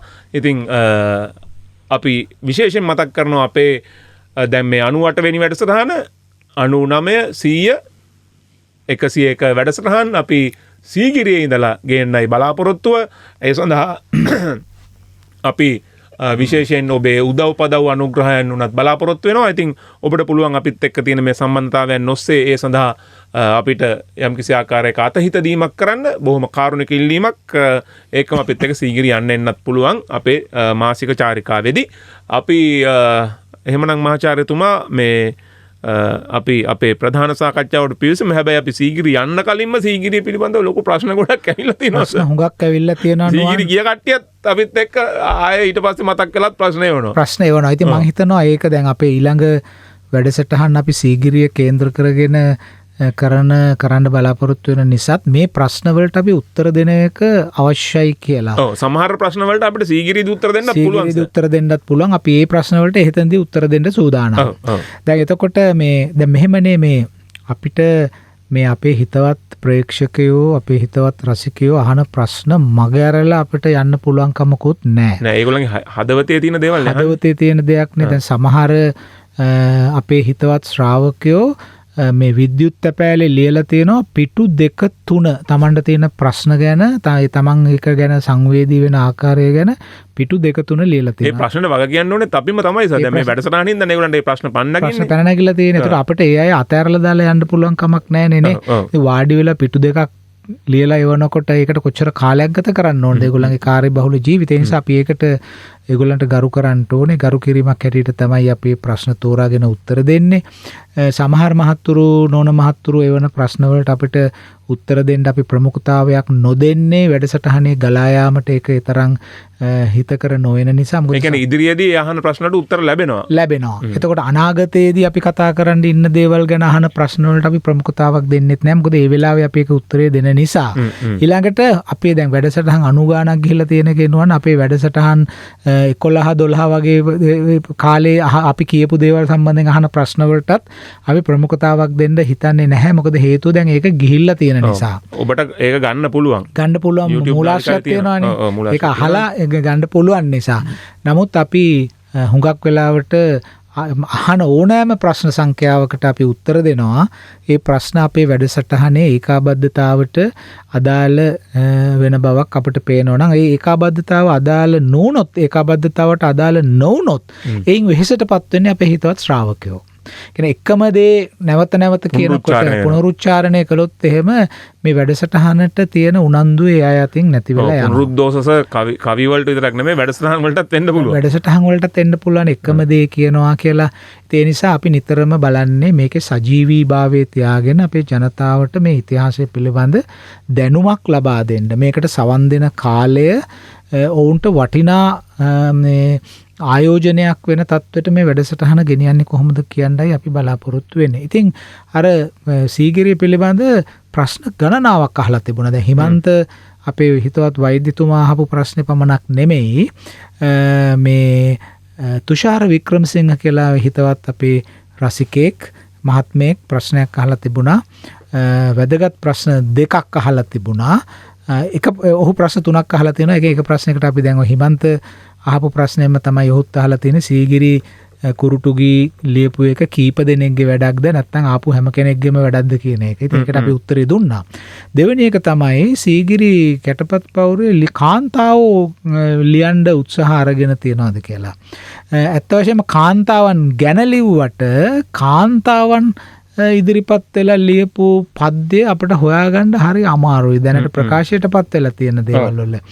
ඉතින් ඒ නිසා අපි ඒක බලමු ඉදිරියේදී යම් කිසි කෙනෙක් තමන්ගේ නම නොලියා අදහසක් ලියලා තියෙනවා නම් ඒ ලියපු කෙනා කාන්තාවක්ද පිරිමියෙක්ද කියලා හොයන්න ඕන. දැන් මේ අපේ තුෂාර මතු කරලා තියෙන හරි විද්‍යාත්මක ප්‍රශ්නයක්. යම් කිසි පද්‍ය පාඨයක් හෝ ගද්‍ය පාඨයක් ලියා තියෙනවා නම් ඒකෙන් ඒ ලියපු කෙනාගේ ස්ත්‍රී පුරුෂ භාවය සොයා ගැනීමේ ක්‍රමවේදයක් තියනවාද කියලා. ඒක හරි වැදගත්. මොකද දන්නවද දැන් නුවන් දන්නවනේ සියුම් කාරණයක්. සියුම් කාරණයක්. අන්ද අක්ෂර වල එහෙම එකක් තියෙනවානේ මේ අකුරු දිහා බලලා මේක පිරිමි කෙනෙක්ගේ අකුරක්ද ගෑනු කෙනෙක්ගේ අකුරක්ද කියලා කියන්න දියුණු වෙච්ච ක්‍රමවේදයක් තියෙනවා ලෝකේ. ඉතින් මේක හොඳ අදහසක්. මොකද කාන්තාවකගේ ප්‍රකාශනයයි පිරිමියෙකුගේ ප්‍රකාශනයයි අතර වෙනස ඒ ඡායාවන් අඳුරාගන්න පුළුවන්ද කියන ක්‍රමවේදීය ප්‍රවේශයක් ලබා ගන්න පුළුවන්ද කියන ප්‍රශ්නේ තමයි ඔහු අහලා තියෙන එක යටතලයේ තියෙන්නේ. හොඳයි දැනට නෑ එහෙම එකක් අපිට හිතන්න. නමුත් අපි බලමු කෙනෙක්ගේ අනන්‍යතාව ඍජුවම කියලා නැත්තම් මම අහවල් කෙනා කියලා අපිට එයා පිරිමියෙක්ද ගැහණියෙක්ද කියලා හොයාගන්න හරි අමාරුයි. සමහරවිට ව්‍යාකරණානුකූල වුණත් අපිට හරි අමාරුයි ඒක කියන්න. අපි බලමු ඉදිරියට එහෙම දෙයක් කරන්න පුළුවන්ද කියලා. ඊළඟට තුෂාර සීගිරි කුරුටුගී සම්බන්ධයෙන් අහලා තියෙන තවත් ප්‍රශ්නයක් තමයි මේ කුරුටුගී වල තියෙනවද කාට හරි අපහාස කරලා. දැන් මේ ප්‍රශ්නේ අහන්නත් හේතුවක් ඇති තුෂාරට. මොකද අපි එක වැඩසටහනක කිව්වා යමක් දිහා බලලා තමන්ගේ අදහස් තැනක ලියන එක ඒ පිළිබඳ ඉතිහාසය මේ ක්‍රිස්තු වර්ෂයෙන් 7 වෙනි 8 වෙනි සතවර්ෂ වලට යනවා. ඒ ලංකාවේ තමයි එහෙම දෙයක් කරපු බවට අපිට සාක්ෂි තියෙන. ඒ කියන්නේ කමෙන්ට්ස් ලිවීම. එතකොට සමහර විට තුෂාර මේක අහන්න ඇත්තේ අද මූණු පොතේ තියෙන කමෙන්ට්ස් දිහා බලලා වෙන්න ඕන. කවුරුත් අපහාස කළා නැද්ද කියලා. ඉතින් අපහාස හැටියට සලකන ලේඛනත් මේකේ තියෙනවා. හැබැයි ඒ තියෙන්නේ පුද්ගල අපහාස කිරීම නෙමෙයි. එතන තියෙන්නේ අපහාස කිරීම කියන වචනේ ගන්නත් බෑ එතන. මම ඒකට උදාහරණයක් කියන්නම්. දැන් නුවන් අපි උදාහරණය කියලා මේක වටහා ගන්න අපි ඉඩ දෙමුකෝ. දැන් කැටපත් පවුරේ අපි දන්නවා මේ චිත්‍ර සම්බන්ධයෙන් තමයි මේ කැටපත් පවුරේ ලියා තිබෙන බොහෝ දේවල් කියවිලා තියෙනවා. බොහෝ දේවල් බොහෝ සමහර ඒවා පද්‍ය සමහර ඒවා ගී කියලා තියෙනවා. එතකොට ඒ වගේ යම්කිසි කාව්‍යමය ප්‍රකාශන තමයි මේකෙත් තියෙන්නේ. එතකොට මේවා ඔක්කොම ලිව්වේ මේ ඒකේ වස්තු විෂය කියලා එකක් තියෙනවානේ. මොකක් සම්බන්ධයෙන්ද සබ්ජෙක්ට් මැටර් කියන එක. වස්තු විෂය තමයි මේ සීගිරි චිත්‍ර. සීගිරි චිත්‍ර අපි 80%ක් 85%ක්ම සීගිරි චිත්‍ර තමයි වස්තු විෂය. ඊට පස්සේ ඉතින් සීගිරි රජු සීගිරියේ ඉදිකිරීම ගැනත් යම් සඳහන් තියෙනවා. එතකොට මේ සීගිරි චිත්‍රවල අපි පැහැදිලිවම දකින දෙයක් තමයි මේ ඉන්න කාන්තා රූප. මේ කාන්තා රූප රන්වන් පැහැති කාන්තා රූප සහ නිල්වන් පැහැති කාන්තා රූප මේ චිත්‍රවල තිබෙනවා. එතකොට මේ කාන්තාව අඳුන්වන්න යොදලා තියෙන නම් දිහා බැලුවාම ප්‍රධාන සර්වනාම දිහා බැලුවාම මේ දෙවර්ගය හඳුන්වන්න යොදා තියෙන නම් වලත් වෙනසක් තියෙනවා. දැන් රන්වන් පැහැති කාන්තාවන් හැඳින්වීම සඳහා හිමබුයුන් කියන වචනේ පාවිච්චි කරනවා. හිමිම්බුයුන් හිමි අම්බුයුන් කියන වචන දෙක සංදි කරලා හිමබියුන් කියන වචනේ පාවිච්චි කරලා තියෙනවා. ඒ රන්වන් කාන්තාවන් සම්බන්ධයෙන්. එතකොට නිල් පැහැති කාන්තාවක් ගැන මොන හරි කියන්න යනවනම් එතනදී පාවිච්චි කරන්නේ හෙලිල්ලම්බියුන් හෙල අම්බුන් කියන වචනේ. හෙලිල්ලම්බියුන් අර කට්ටියට කියනවා හිම අම්බියුන් හිමිම්බුයුන් කියන වචනේ. සීගිරි කැටපත් පවුරේ තිබෙන ගීත ප්‍රකාශයට පත් වෙලා තිබෙනවා. කතුරුවරු මහා උගත්තු කීප දෙනෙක් මේවා සිංහලනුත් ප්‍රකාශයට පත් කරලා තිබෙනවා. අපේ තලල්ලේ ධම්මානන්ද නායක හාමුදුරුවෝ, මහාචාර්ය නන්දසේන මුදියන්සේ, අපේ කේ ජයතිලක මහත්මයා, විජයමු ලොකු බණ්ඩාර මහත්මයා, විජයමු ලොකු බණ්ඩාර මහත්මයා සීගිරි ගීසිරි කියලා පොතක් ලිව්වා. ඉතින් මේ වගේ කීප දෙනෙක්ම මේ සීගිරි කුරුටුගේ සිංහලෙන් ලියා තිබෙනවා. ඒ නිසා ඔබට පුළුවන් ඒ වගේ පොතක් සොයාගෙන මේ අපි දෙන මඟ පෙන්වීම යටතේ තමාම ඒක කියවලා රස විඳින්න. ඒක බලන්න පුළුවන් මේ කියන කතාවේ ඇත්තක්ද කියලා. ඒතර මේ කාරණේ මීට කලින් එහෙම ඉදිරිපත් වෙලා තිබිච්ච අදහසක් නෙමෙයි. මේ හිමිම්බියුන් හෙලිල්ලම්බියුන් කියන වචන දෙක මේ වෙන් වශයෙන් යෙදීම එහෙම නිරීක්ෂිත අදහසක් නෙමෙයි මේ තරම් කාලයකට. නමුත් ඒක අපට පේන විශේෂත්වයක්. එහෙමනම් මම මොකද්ද කියන්න යන්නේ? මේ කාන්තාවන් වර්ග දෙකක් කියන එක. කොටස් දෙකක් කියන අදහස මේ බලන් දාපු අය අතරේ මුල් බැහැගෙන තිබුණා. දැන් අපි ඇහුවේ මේ තුෂාර මේ අපහාස කරලා තියනවාද කියලානේ. ඔව්. එතකොට මෙන්න මෙහෙම තැනක එක තැනක මේ විදිහේ කියමනක් තියෙනවා. එක තැනක අහනවා මේ හෙලිල්ලඹියෝ ඒ කියන්නේ නිල් පාට අය. ඒ අය මෙතන ඉන්නේ ඇයි? මොකද මෙතන රෙදි අපුල්ලන ගලක් ඇත්තෙත් නැහැ. රෙදි අපුල්ලන කාමරයක් ඇත්තෙත් නැහැ.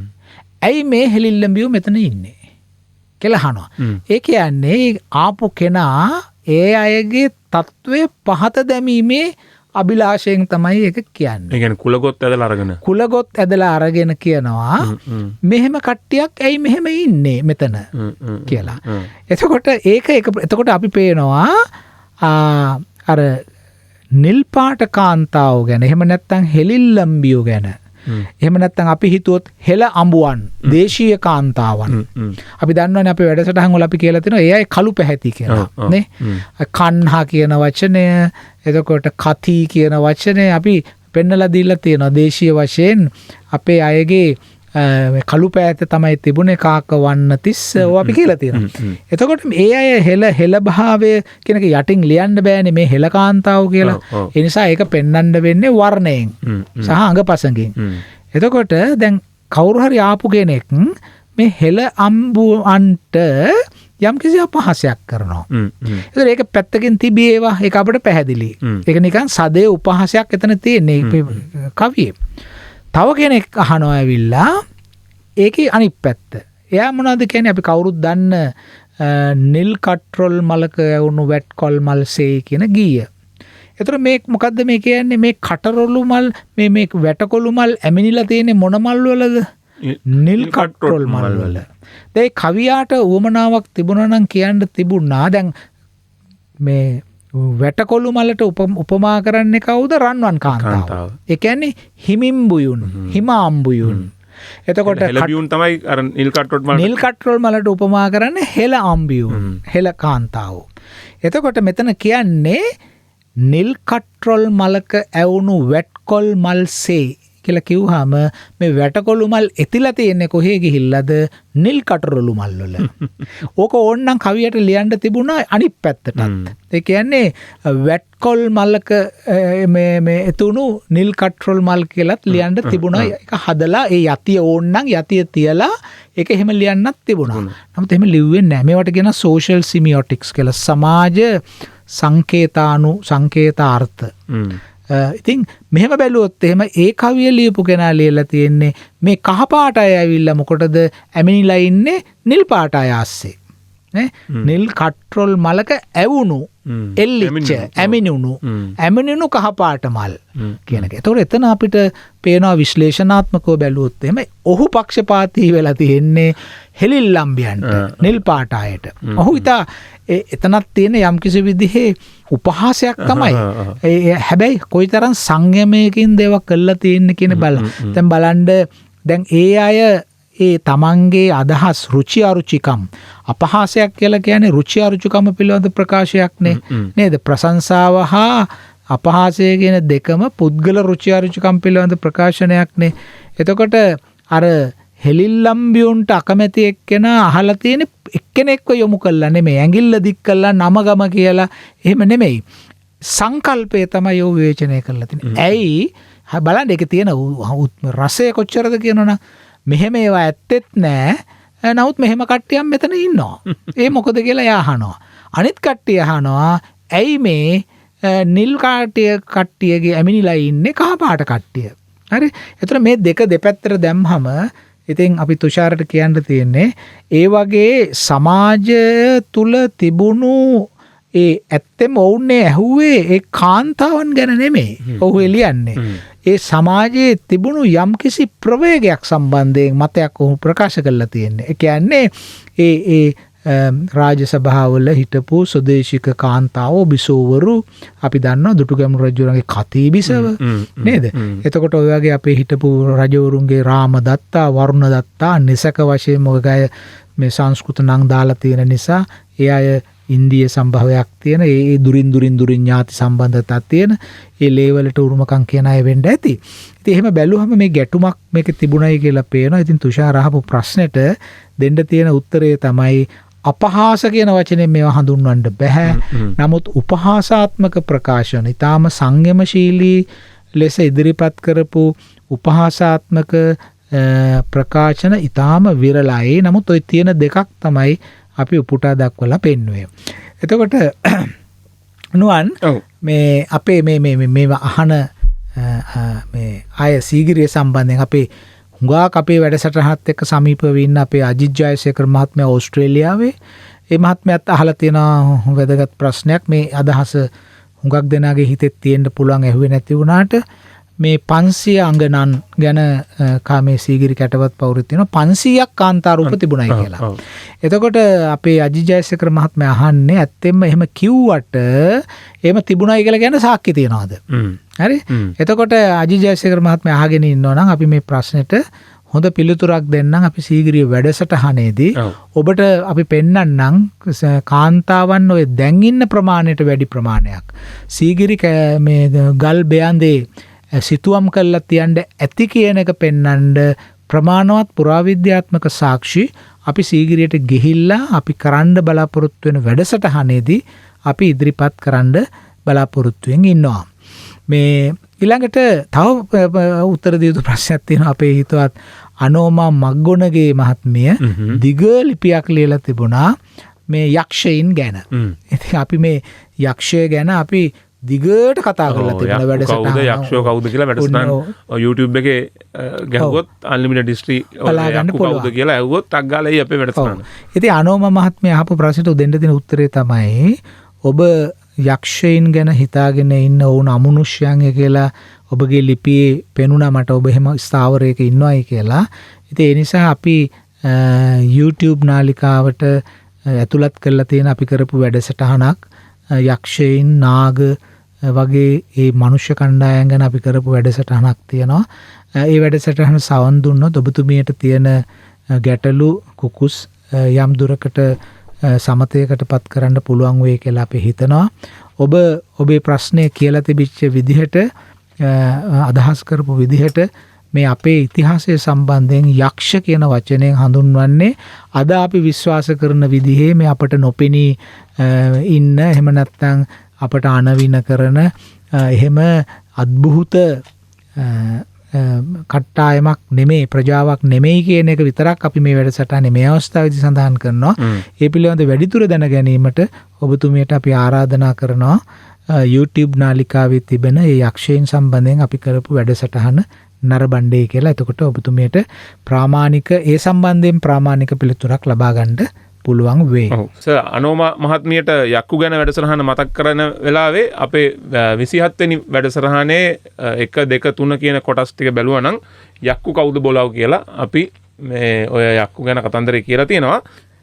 අපි මේ සතියේ කතා කරනවා කියලා කිව්වෙස මානවම්ම රජතුමාගේ මුණුපුරා කාශ්‍යප ගැන. ඔව් මානවම්ම රජතුමාගෙන් පස්සේ මේ ඇතිවෙච්ච රාජ්‍ය වෙනස් වීම ගැන අපි කතා කළා. නැවතත් අපේ හිතවත් ප්‍රේක්ෂකයින්ට මතක් වෙන්න අපි කියමු. මොකද මේ කාලේ එකම නම තියෙන රජවරු ගණනාවක් ඉන්නවා. ඔව්. එතකොට ඒක අපි මේ වැඩසටහනට අපේ පාසල් ශිෂ්‍ය ශිෂ්‍යාවනුත් සවන් දෙනවා.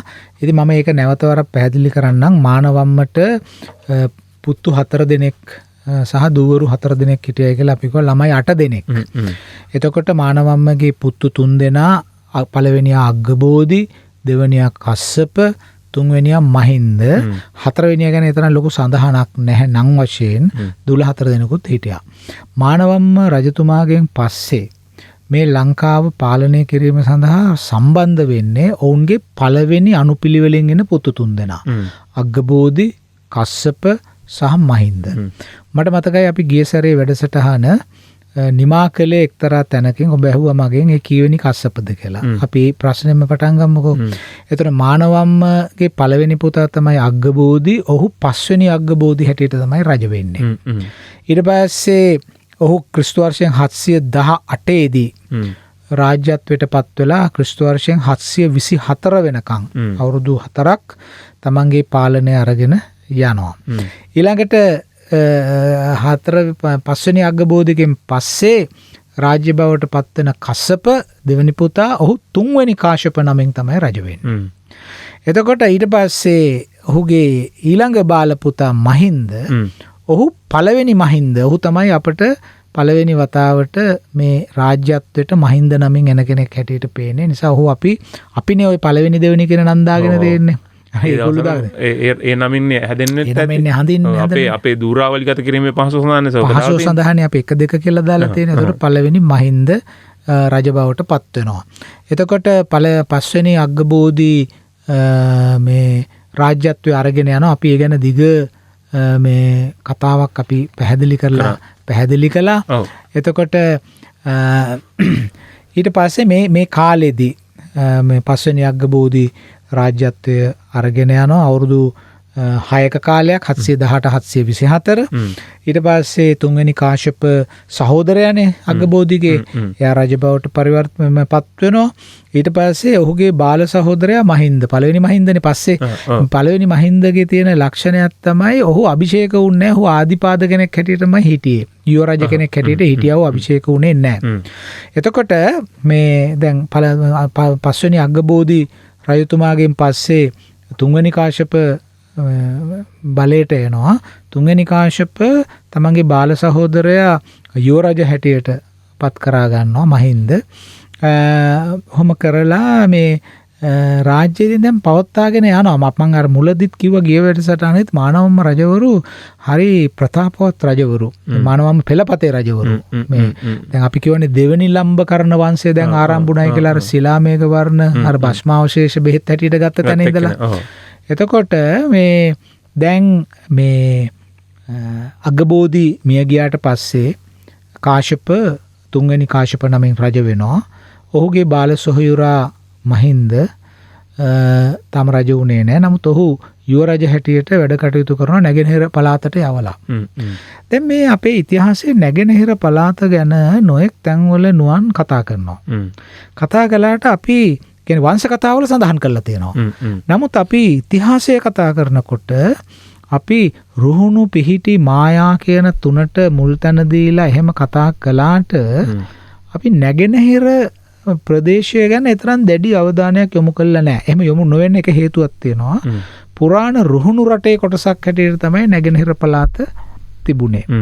ඉතින් ඇත්තෙන්ම ඔබ දන්නවා අපි පහුගිය දවසේ අර තොප්පිගල ප්‍රදේශයේ කරපු සමීක්ෂණයේදී වුණත් අපිට තේරුම් ගිය දේ තමයි ඔබට මතක ඇති අපි එක අවස්ථාවක ගියා මේ විශාල තොප්පිගල කියලා හඳුන්වන පර්වතයට. මොකද තොප්පිගල කියලා හඳුන්වන පර්වත දෙකක් තියෙනවා. අර අපි දකින්න එක නෙමෙයි අත්ත තොප්පිගල. ආරක්ෂක හමුදාව තොප්පිගල කියන එක තැනකට මේ අර කුඩුම්බි මලේ කියලා අද ව්‍යවහාර කරන මහ විශාල පර්වතය. ඉතින් අපි එක වෙලාවක පර්වතයේ එක පැත්තකින් ඡායාරූපගත කරාම ওই ප්‍රසිද්ධ මේ අර තොප්පියක් වගේ පේන හැඩේ නෙමෙයි ගලට තියෙන. ඒ ගල අනිත් පැත්තෙන් ඡායාරූපගත කරාම ඒ ඡායාරූපයයි කුඩුම්බි මලේ කියන්නේ ඒ තොප්පිගල කියලා හඳුන්වන ගලේ ඡායාරූපයකුයි සීගිරියේ ඡායාරූපයකුයි එක ළඟ තිබ්බොත් මං හිතන්නේ අතිවිශේෂඥයෙකුට ඇරෙන්න ඒ ගල් දෙක එකක් කුඩුම්බි මලේ එකක් සීගිරිය කියලා වෙන් කරගන්න පුළුවන් කියලා. ඒ හැඩේ හැටියට මේ දෙකම සීගිරිය වගේ. ඒතර අපිට පේනවා මේ අද කුඩුම්බි මලේ කියලා කිව්වට ඕකට මහා පර්වතය කියලා ඒ දවස්වල කියලා තියෙන්නේ. ඒ කෙනෙක් අහන්න පුළුවන් කොහොමද එimhe කියන්නේ කියලා. ඒ ගලපා මුල තියෙන සෙල්ලිපියක්. ඒ තොප්පිගල කියලා කියන කුඩුම්බි මලේ කියන පර්වතයේ පාමුල තියෙන බෞද්ධ විහාරයක නෂ්ටාවශේෂ. ඒ නෂ්ටාවශේෂ අතර තියෙනවා මේ පිහිටි ගලක කොටපු සෙල්ලිපියක්. මේ සෙල්ලිපිය දිහා බැලුවාම ඒ සෙල්ලිපියේ තියෙනවා මහපවත කියලා වචනයක්. ඒතර මහපවත කියලා කියන්නේ ඒ සෙල්ලිපිය කියන්නේ පන්සලට දීපු දීමනාවක් ගැන. නමුත් මහපවත කියන වචනයක් තියෙනවා. මහපවත කියලා කිව්වම අපිට තියෙනවා මහා පර්වත කියන වචනය. මේ මහා පර්වත කියලා ඇඳින්නේ මේ තොප්පිගල එහෙම නැත්නම් කුඩුම්බි මලේ කියලා අද අඳුන්වන පර්වතයේ බවට අපිට ඊටාම නිශ්චිතයි. ඒ විතරක් නෙමෙයි මේ නැගෙනහිර ගැන නිතර සඳහන් කිරීමෙන්ම අපිට පේනවා. සහ අපි තොප්පිගල වනාන්තරයේ කළ සමීක්ෂණය දිහා බැලුවම අපිට පේනවා ඒ ප්‍රදේශය ඊටා විශාල ජනාකීර්ණ ප්‍රදේශයක්ව පැවතිච්ච බවට. මොකද මේ වනාන්තර ඇතුලේ තියෙන පැරණි වැව් පමණක් නෙමෙයි. ඒ වගේම පොළොව මතු පිට වළංකටු විසිරී තිබෙන තැන්. ඒ වගේම තියෙන බෞද්ධ විහාරාරාම. දැන් මේ වැඩසටහනට සවන් දෙන කෙනෙක් අහන්න පුළුවන් ওই තොප්පිගල ගැන කතා කරනකොට ඇයි බෞද්ධ විහාර ගැන විතරක් කතා කරන්නේ? ඇයි ওই පැත්තේ බහුතරයම ඉස්ලාම් ආගම අදහන අය ඉන්නවා, හින්දු ආගම අදහන අය ඉන්නවා. ඒගොල්ලන්ගේ ස්මාරක ගැනයි කතා කරන්නේ නැත්තේ කියලා. නෑ අපි කතා කරනවා තියනවා නම්. අපි මාස එකහමාරක් තිස්සේ ওই කැලේ පීරා ඇවිද්දානේ.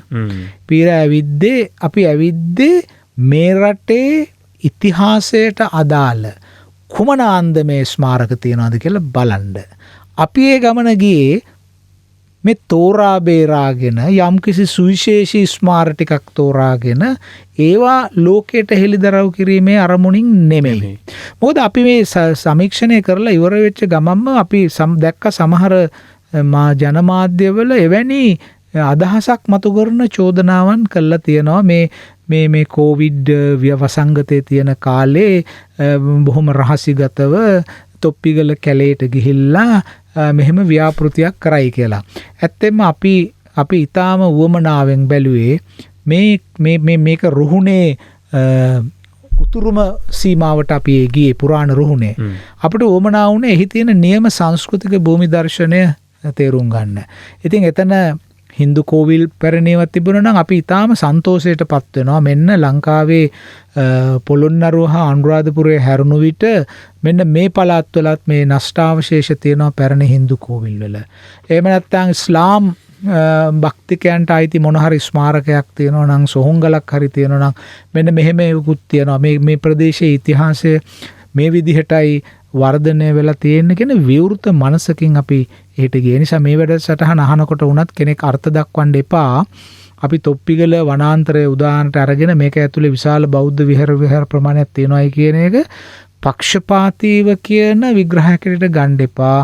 අපි වෙන ස්මාරක තියෙනවා ඒවා බොහොම ඈත කාලයි. ඒවා මේ පුරාවිද්‍යා ආඥාපනතේ තියෙන විධිවිධාන වලට වැටෙන්නේ නැහැ. හින්දු කෝවිල් වල සාක්ෂි තියෙනවා.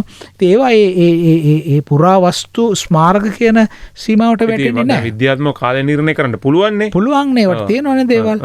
ඉතින් ඒ නිසා මේ අපි ඒව ගැන සාකච්ඡා කළේ නැහැ. මම කියන්නේ නැගෙනහිර පළාතට තමයි මේ මහින්දව ඈපා කළා යුවරජ කළා යවන්නේ. අපි බලමු ඊට පස්සේ මොකද. ඔව් අපේ විරාමෙන් පස්සේ නැගෙනහිරට යුවරජ වෙච්ච මහින්ද නැගෙනහිරට ගිහිල්ලා මොකද්ද කළේ කියලා අපි බලමු. එහෙමත් නැත්නම් අපිව YouTube ඔස්සේ බලනවා නම් ඔබට YouTube වැඩසටහනේ කමෙන්ට් එකක් විදියට හරි අපේ description එකේ තියෙන email හරහා හරි ඔබට පුළුවන් අපිට වෙත ප්‍රශ්න යොමු කරන්න. අපි යනවා විරාමයට. විරාමෙන් අනතුරුව නැවතත් අපි අන්ලිමිටඩ් හිස්ටරි සමග සීගිරි සංචාරේ අතිවිශාල දැනුමක් මම අද ලබා ගත්තා. ඇත්තටම මහාචාර්ය රාජ් සෝමදේව මැතිතුමාට සහ net FM එකට මම ණය ගැති. මට ඉගෙන ගන්න ළමයෙක් දෙන්නක් හරිම වටින අවස්ථාවක්. ඉතා ලස්සනට සංවිධානය කරලා තිබ්බා ප්‍රවාහනයේද කෑම බීමද බොහොම ස්තුතියි net FM. පුරාවිද්‍යාව පිළිබඳ ජ්‍යෙෂ්ඨ මහාචාර්ය රාජ් සෝමදේව සමගින් ඉබ්බන් කටුව මාපාගල සීගිරිය නරඹන්න. මීළඟ සංචාරය සඳහා එක්වන්න. මේ දැම්ම 0112 50 70 අමතන්න. Unlimited History. අපේ ජාතික කතාව.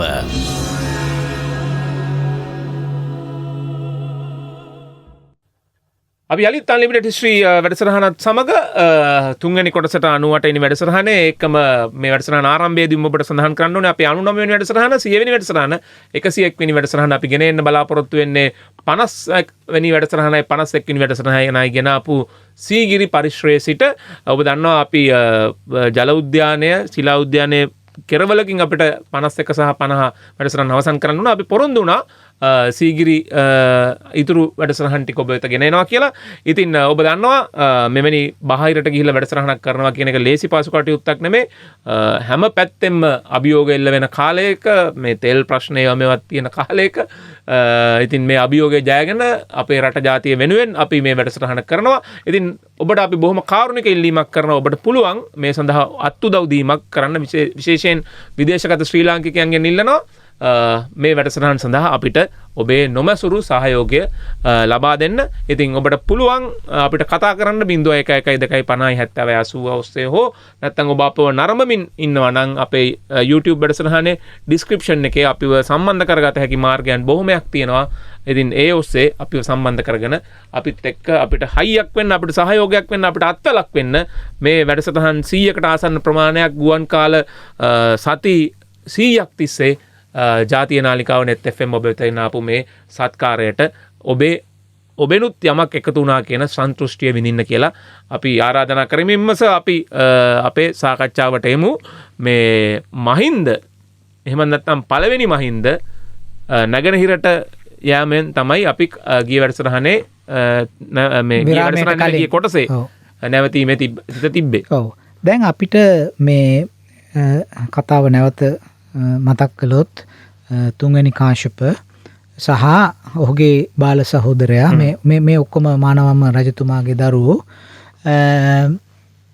ඒ පෙළපතේ බාල සහෝදරයා තමයි මහින්ද. තුන්වෙනි කාශ්‍යප රජ බවට පත් වුණාට පස්සේ ඔහු තමාගේ බාල සොහොයුරා යුවරජ තනතුරෙහි තබනවා. තබලා ඔහුව පිටත් කර හරිනවා නැගෙනහිර පාලනය කරන්න. ඒතර අපි නැගෙනහිර වැදගත්කම ගැනනේ කතා කළේ. නැගෙනහිර පළාත වැදගත් වෙන්න හේතුවක් වෙන්න ඇත්තේ එකක් ප්‍රධාන වශයෙන්ම නැගෙනහිර මුහුදට මුහුණලා තිබෙන ප්‍රධාන වරායක් ඒ සන්තකයේ තිබිච්ච නිසා. අපි දන්නවා ඉතිහාස පොත්පත්වල ගෝකන්න තිත්ත කියන වචනයෙන් හඳුන්වලා තිබෙන වර්තමාන තිරිකුණාමලයි වරාය. ඔය තිරිකුණාමලය කියන එක තිරුකෝණ මලයි කියන වචනෙන් ආවේ. හරි.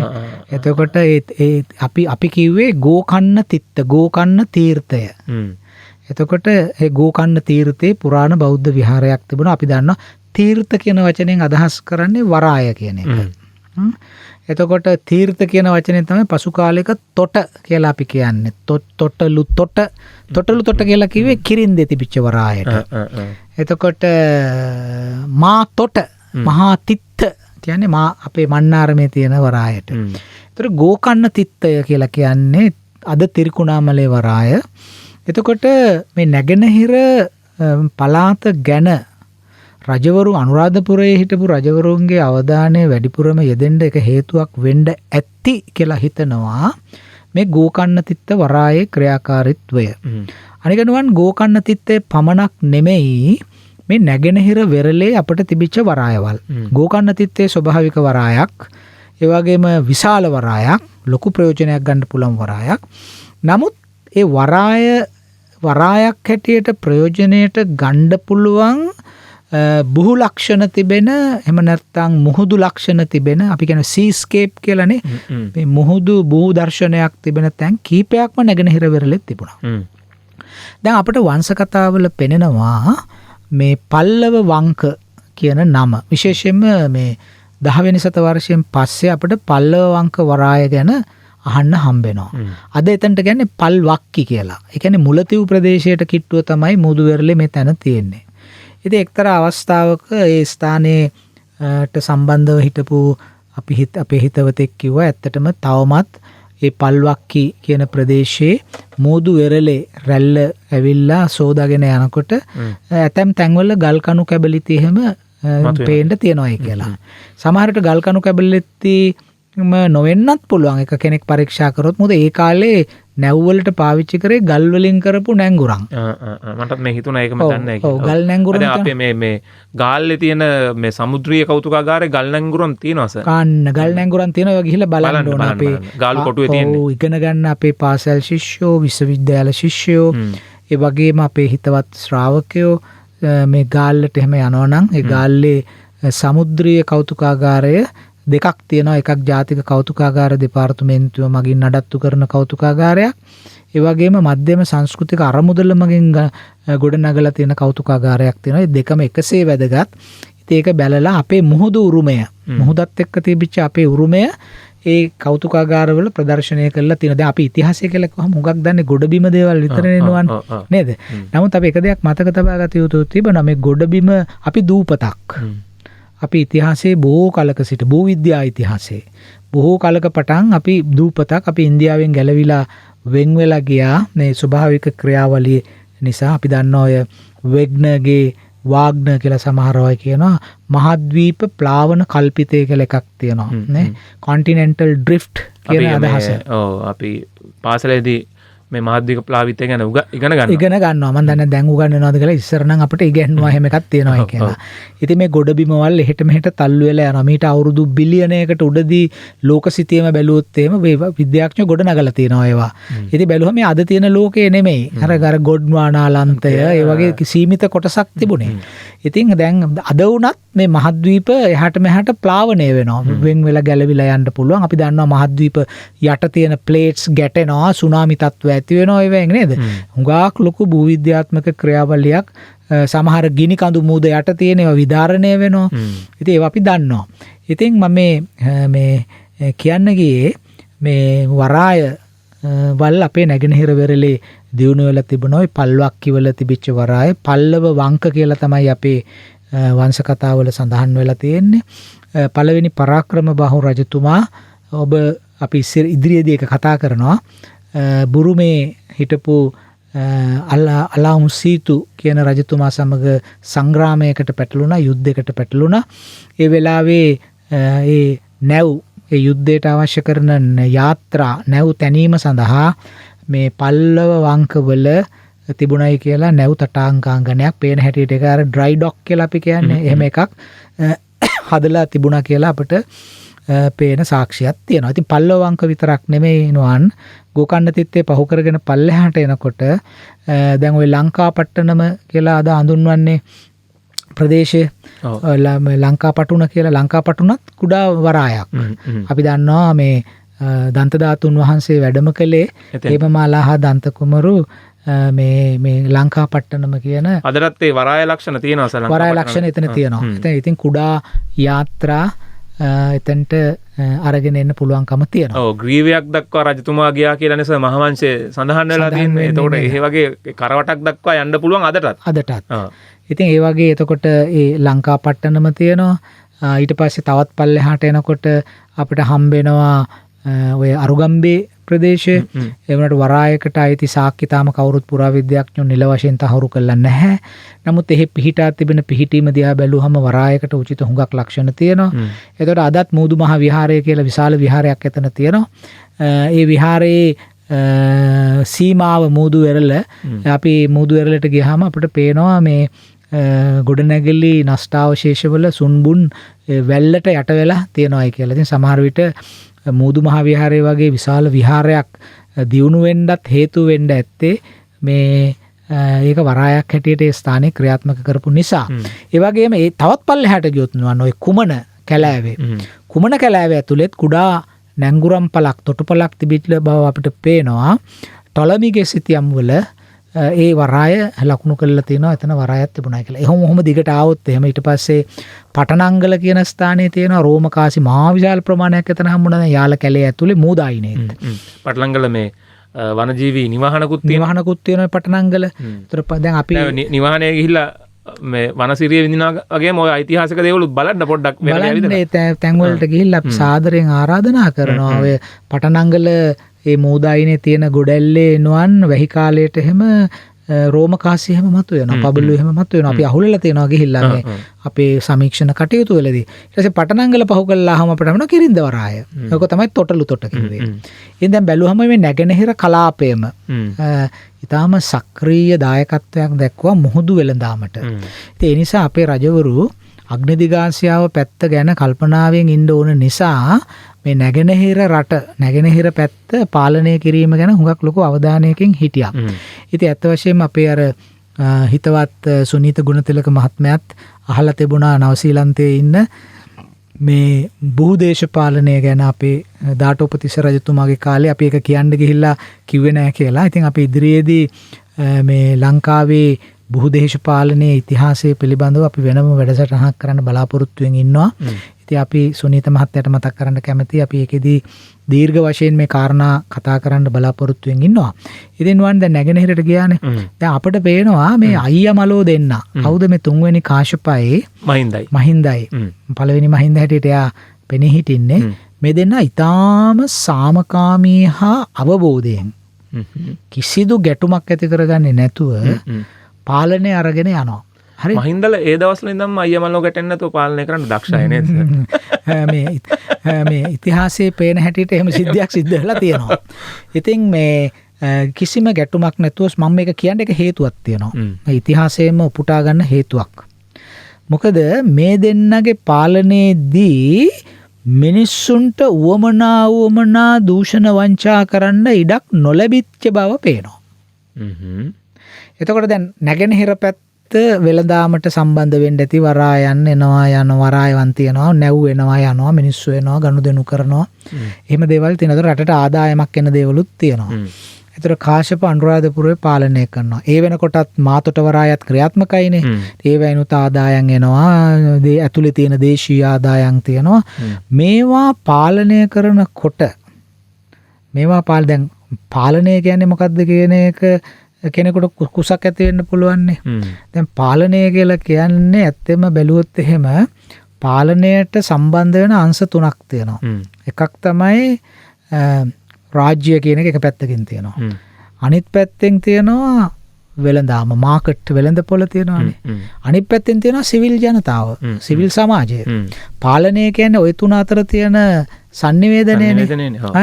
යම් කිසි අවස්ථාවක අපි අපාලිතයි කියලා අපිට හැඟෙනවා නම් අපි පාලනය වෙන්නේ නැහැ කියලා එකක්. ඒ කියන්නේ අපි කියන්නේ අර ගවර්නබිලිටි කියලා වචනයක් තියෙන්නේ නේ. ඒ ගවර්නබිලිටි කියන එක අපිට නැයි වගේ හැඟෙනවා නම් ඒ හැඟෙන්න හේතුව තමයි රාජ්‍ය වෙළඳපොළ සහ සිවිල් සමාජයේ අතර තියෙන සමතුලිතතාව උල්ලංඝනය වීම කියන කාරණය. දැන් අද සමාජ දිහා බලනකොට ලෝක මට්ටමින් බැලුවත් දේශීය මට්ටමින් කලාපීය මට්ටමින් බැලුවත් අපිට පුඟා දියුණු නොවූ රටවල් සම්බන්ධයෙන් අපිට පේන දේ විශ්ලේෂණය කරොත් අපිට පේන්නේ රාජ්‍ය හා වෙළඳපොළ අතර තියෙන සබඳතාව තරම් දැඩි සබඳතාවක් රාජ්‍ය සිවිල් සමාජය සමග නැහැ කියන එක නේ. එතකොට දැන් මම මේ පාලනය කියන වචනේ පාවිච්චි කරනවානේ නුවන්. ඉතින් මේ පාලනය කියන වචනේ පාවිච්චි කරා මේ රජවරු දෙන්න හොඳින් පාලනය අරන් ගියා. එහෙමනම් මොවුන් උත්සාහ ගත්තා රාජ්‍ය වෙළඳපොළටත් රාජ්‍ය සිවිල් සමාජයටත් දක්වන සබඳතාව අන්තර් සහජීවී භාවය සමතුලිත මට්ටමක පවත්වාගෙන යන්න. මේක පවත්වාගෙන යන්න නම් සමාජය තුළ දූෂණය පිටු දකින්න ඕන. රජවරු පාලකයෝ ඒව කරන්න ඕන. නීතිය කියන එක ස්ථාපනය කරන්න ඕන. හරි. එතකොට මේවා මම කියන ඒවා නෙමෙයි. අනික මේවා මේ ජෝන් ලොක් කියපුවත් නෙමෙයි. මොන්ටෙස්කියු කියපුවත් නෙමෙයි. මැල්තස් කියපුවත් නෙමෙයි. මේවා කිව්වේ ඒගොල්ලෝ උපදින්නත් කලින් මේ ආසියාවේ හිටපු ඉහළම අර්ථශාස්ත්‍රඥයා හා දේශපාලන විද්‍යාඥයා වුණු චාණක්‍ය. අපි කෞටිල්‍ය කියලා කියන්නේ. චාණක්‍ය ඔබට පුළුවන්කම දැන් අපි දන්නවා අපි මේ වැඩසටහන් වල මහාවංශය ගැන කතා කරාම අපේ හිතවත් ප්‍රේක්ෂකයෝ ගිහිල්ලා මහාවංශය හොයාගෙන කියෙව්වා. ඔව්. නේද? මහාවංශය මට මේ පොත් සාප්පුවලින්ම ඉඳන් කිව්වා මේ මහාවංශය විකින්න එක දැන් වැඩි වෙලා තියෙනවා ඕගොල්ලන්ගේ වැඩසටහනේ ඉඳන්. වැඩසටහන නිසා කියලා. එතකොට අපි මේ උනන්දුව දල්වන්නේ ඒවා කියවන්න තමුන්ම ගිහිල්ලා. එතකොට දැන් අපේ සමාජයට මන්නම් හිතන්නේ කෞටිල්‍ය කියන්නේ කුටීල කපටි කියන එකනේ ඒක පට බැඳපු නමක්. ඒතර ඔහුගේ නම චාණක්‍ය. ඒතර මේ චාණක්‍යගේ දේශපාලන දර්ශන ප්‍රසිද්ධ වෙලා තියෙන කෞටිල්‍යගේ අර්ථශාස්ත්‍රය කියලා. මේ පොතත් අපේ ජනතාව දෙක සිංහලට පරිවර්තනය කරලා තියෙනවා. පරිවර්තන කීපයක්ම තියෙනවා. පරිවර්තන කීපයක් තියෙනවා. ඒ පරිවර්තනයක් අරගෙන අපේ සබුද්ධික ප්‍රේක්ෂකයෝ කියවන්න ඕන. මොකද හේතුව මම කලින් කෝ පාලනය කියලා කියන්නේ රාජ්‍ය, වෙළඳපොළ හා සිවිල් සමාජය. මේ අතර තියෙන සබඳතාව ගිලිහි යනවා නම් යම් කිසි සමාජයක. ඒකට සිවිල් සමාජයත් වග කියන්න ඕන. මොකද රාජ්‍ය කියන එක නිර්මාණය කිරීමේ පරමාධිපත්‍ය බලය තියෙන ජනතාවට, සිවිල් සමාජයට. එතකොට යම් කිසි රාජ්‍යයක් යම් කිසි මේ කෙනෙක් අහන්න පුළුවන් රාජ්‍ය ආණ්ඩුව කියන දෙකේ වෙනස තියෙනවාද? අර ඒවා අපි කතා කරන්න අදාළ නැහැ අපිට නේ. නමුත් යම් කිසි රාජ්‍යයක් පාලනය කරන යාන්ත්‍රණයක් ඒ වෙළඳපොළයි සිවිල් සමාජයයි අතර සම්බන්ධතාව පවත්වාගෙන යන්නේ නැත්නම් ඒ යාන්ත්‍රණය සිවිල් සමාජයට වග කියන්න ඕන. අනිවාර්යෙන්. වග කියන්න ඕනනේ. ඒක ගිවිසුමක්නේ. ජනතාව යම්කිසි විදිහකට නියෝජිත ප්‍රජාතන්ත්‍රවාද ක්‍රමයේ යටතේ යම්කිසි පාලක පන්තියක් පත් කරනවායි කියලා කියන්නේ ඔවුන් දෙගොල්ලෝ අතර ගිවිසුමක් ඇති වෙනවායි කියන එකනේ. ඒ ගිවිසුම් උල්ලංඝනය කරන්න බෑනේ. ඒකට අධිකරණයට යන්න පුළුවන්. මේ ගිවිසුම් උල්ලංඝනය කරාම මුකුත් කරලා නැහැ මේ උල්ලංඝනය කළොත්. එතකොට මම මේ කියන්න යන්නේ තුන්වන කාශ්‍යප හා මහින්දගේ පාලනය ගැන. මේ දෙන්න ඉතා හොඳින් මේ පාලනය අරගෙන ගියා. අර මූල ධර්ම වලට අනුව මේ පෙරදිග පැතිරිච්ච මේ චාණක්‍යගේ එහෙම නැත්නම් කෞටිල්‍යගේ අර්ථශාස්ත්‍රය තියෙන. ඔහු නීතිය ගැනත් කතා කරලා තියෙනවා. සමාජයක නීතිය මිනිසුන්ට දරන්න බැරි නීති හදන්නත් එපා. මිනිසුන්ට සැහැල්ලු නීති හදන්නත් එපා. ඒ දෙක මැද්දේ නීති අවශ්‍යයි සමාජයකට කියලා කෞටිල්‍ය කියනවා.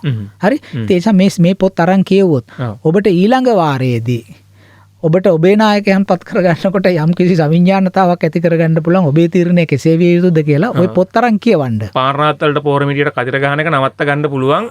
ඊට පස්සේ කනගාටු වෙන එකත් නවත්ත ගන්න පුළුවන්. කනගාටු වෙන පශ්චාත්තාප වෙන එකත් නතර කරගන්න පුළුවන්. ඒ නිසා මේවා ශාස්ත්‍රයේ මේවා දැනුම විද්‍යා දදාති විනයං කියලානේ අපිට කියවෙන්නේ. විද්‍යාව විනය හදලා දෙනවා. ඒ නිසා මේ විද්‍යාව කියන්නේ දැනුම. මේවා කියන්නේ. ඉතින් මම කියන්නේ මොකද නුවන් මේ දෙන්න පාලනය කරනකොට වංශ කතාවම කියනවා මෙහෙම එකක්.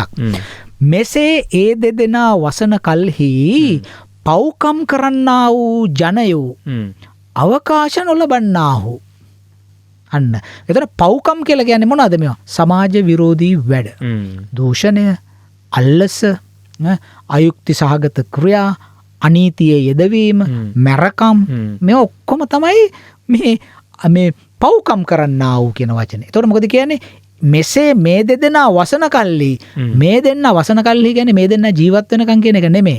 මේ දෙන්න මෙච්චර කුළුපඟව හිටියොත් මේ දෙන්න මෙච්චර ලෙන්ගතුව මේ පාලනය ගෙනිච්චොත් මේ පව්කම් කරන්නා වූ ජනයෝ හිතනවා අපි නිසි අවකාශ ලබන්නේ අපට අවස්ථාවක් නම් හම්බෙන්නේ නැහැ අපේ මේ මැරකම් කූටකම් කපටිකම් කරගෙන යන්න. එහෙම කියලා ඔවුන් තීරණය කරන. කවුද මේ තීරණය කරන්නේ?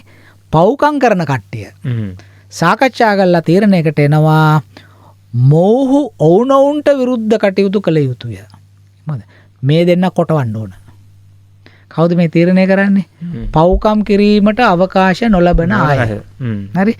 මේකේ කාබන් පිටපත් අපිට වර්තමානෙනුත් හොයාගන්න පුළුවන් නේ. ඒ කියන්නේ මේ පාලනයට ඇඟිලි ගහන මිනිස්සු හුඟක් තමන්ගේ ලාභය මතනේ පාලනයට ඇඟිලි ගහන්නේ. රජවරු තනන්නෙත් රජවරු බිම දාන්නෙත් ඒ පව්කම් වලට අවකාශ නොලබන අය නේ. එතකොට මේගොල්ලෝ මොකද කියන්නේ? මේගොල්ලෝ මේ දෙන්නගේ මේ සම්බන්ධතාව තිබුණොත් නම් අපට ඕන දේවල් කරගන්න බැරි වෙනවා කියලා වංශ කතාවම කියනවා. කේලම්කාරයෝ රජු කරා පැමිණ රහස් කොට නුඹ වහන්සේ නමින් අනකෙක් රාජ්‍ය කරන්නේ යයි කීය.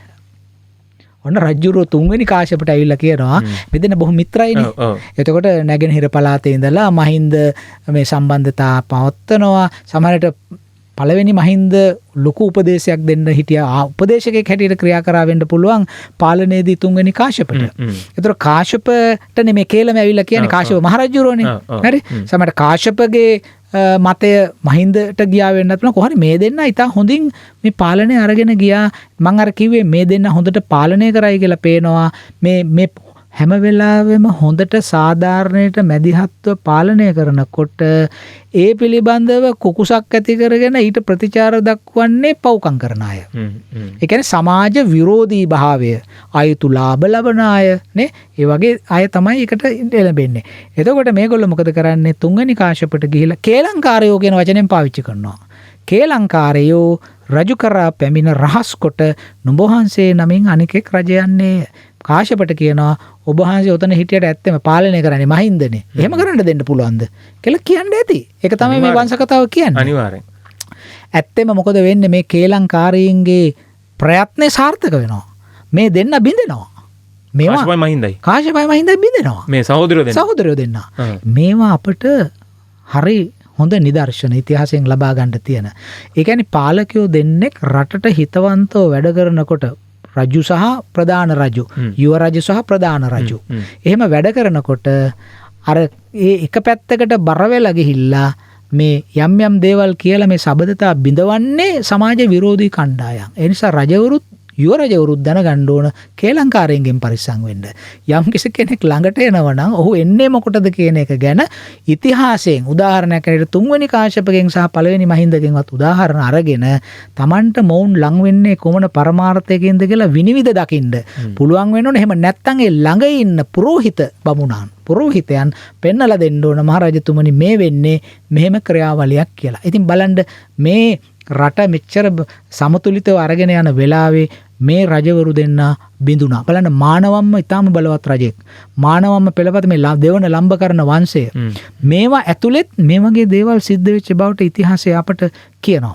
අවසානයේ වෙන්නේ මොකක්ද? මේ දෙන්න බිඳෙනවා. හැබැයි බිඳිලා වැඩි කාලයක් ඉන්නේ නැහැ. ඒ දෙන්නටම අවබෝධ වෙනවා තමුන් කුමන්ත්‍රණයකට අහුණයි කියලා. ඒ නිසා මේ එක දෙන්නටම අවබෝධ වෙනවා. විශේෂයෙන්ම කාශ්‍යපට මහරජුරුනේ ඔහු එක තැනක තියෙන ඔහු හැඬීය කියලා. හැඬීය කියන්නේ ශෝක වුණා කියන එක.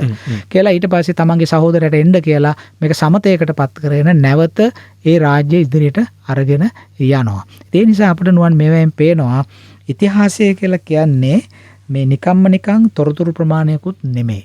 පුද්ගලයෝ ගැන විස්තර කතනයකුත් නෙමෙයි. මේ ඉතිහාසයේ පීරා බලන්න පුළුවන් අපිට මේ ඉතිහාසය තුළ තියෙන සමාජ දේශපාලනික ගම්‍යතා මොනවද කියන එක බලය වෙනුවෙන් කේලම් කීම ඉතිහාසයේ ඉඳලම එන වැඩක්. පළවෙනි මහින්දගේ කාලෙත් තිබුණා.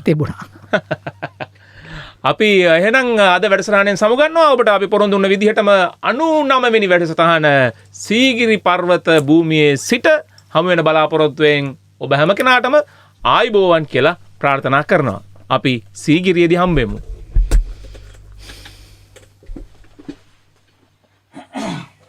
මේ බලන්නකො කෝටේෂන් එක.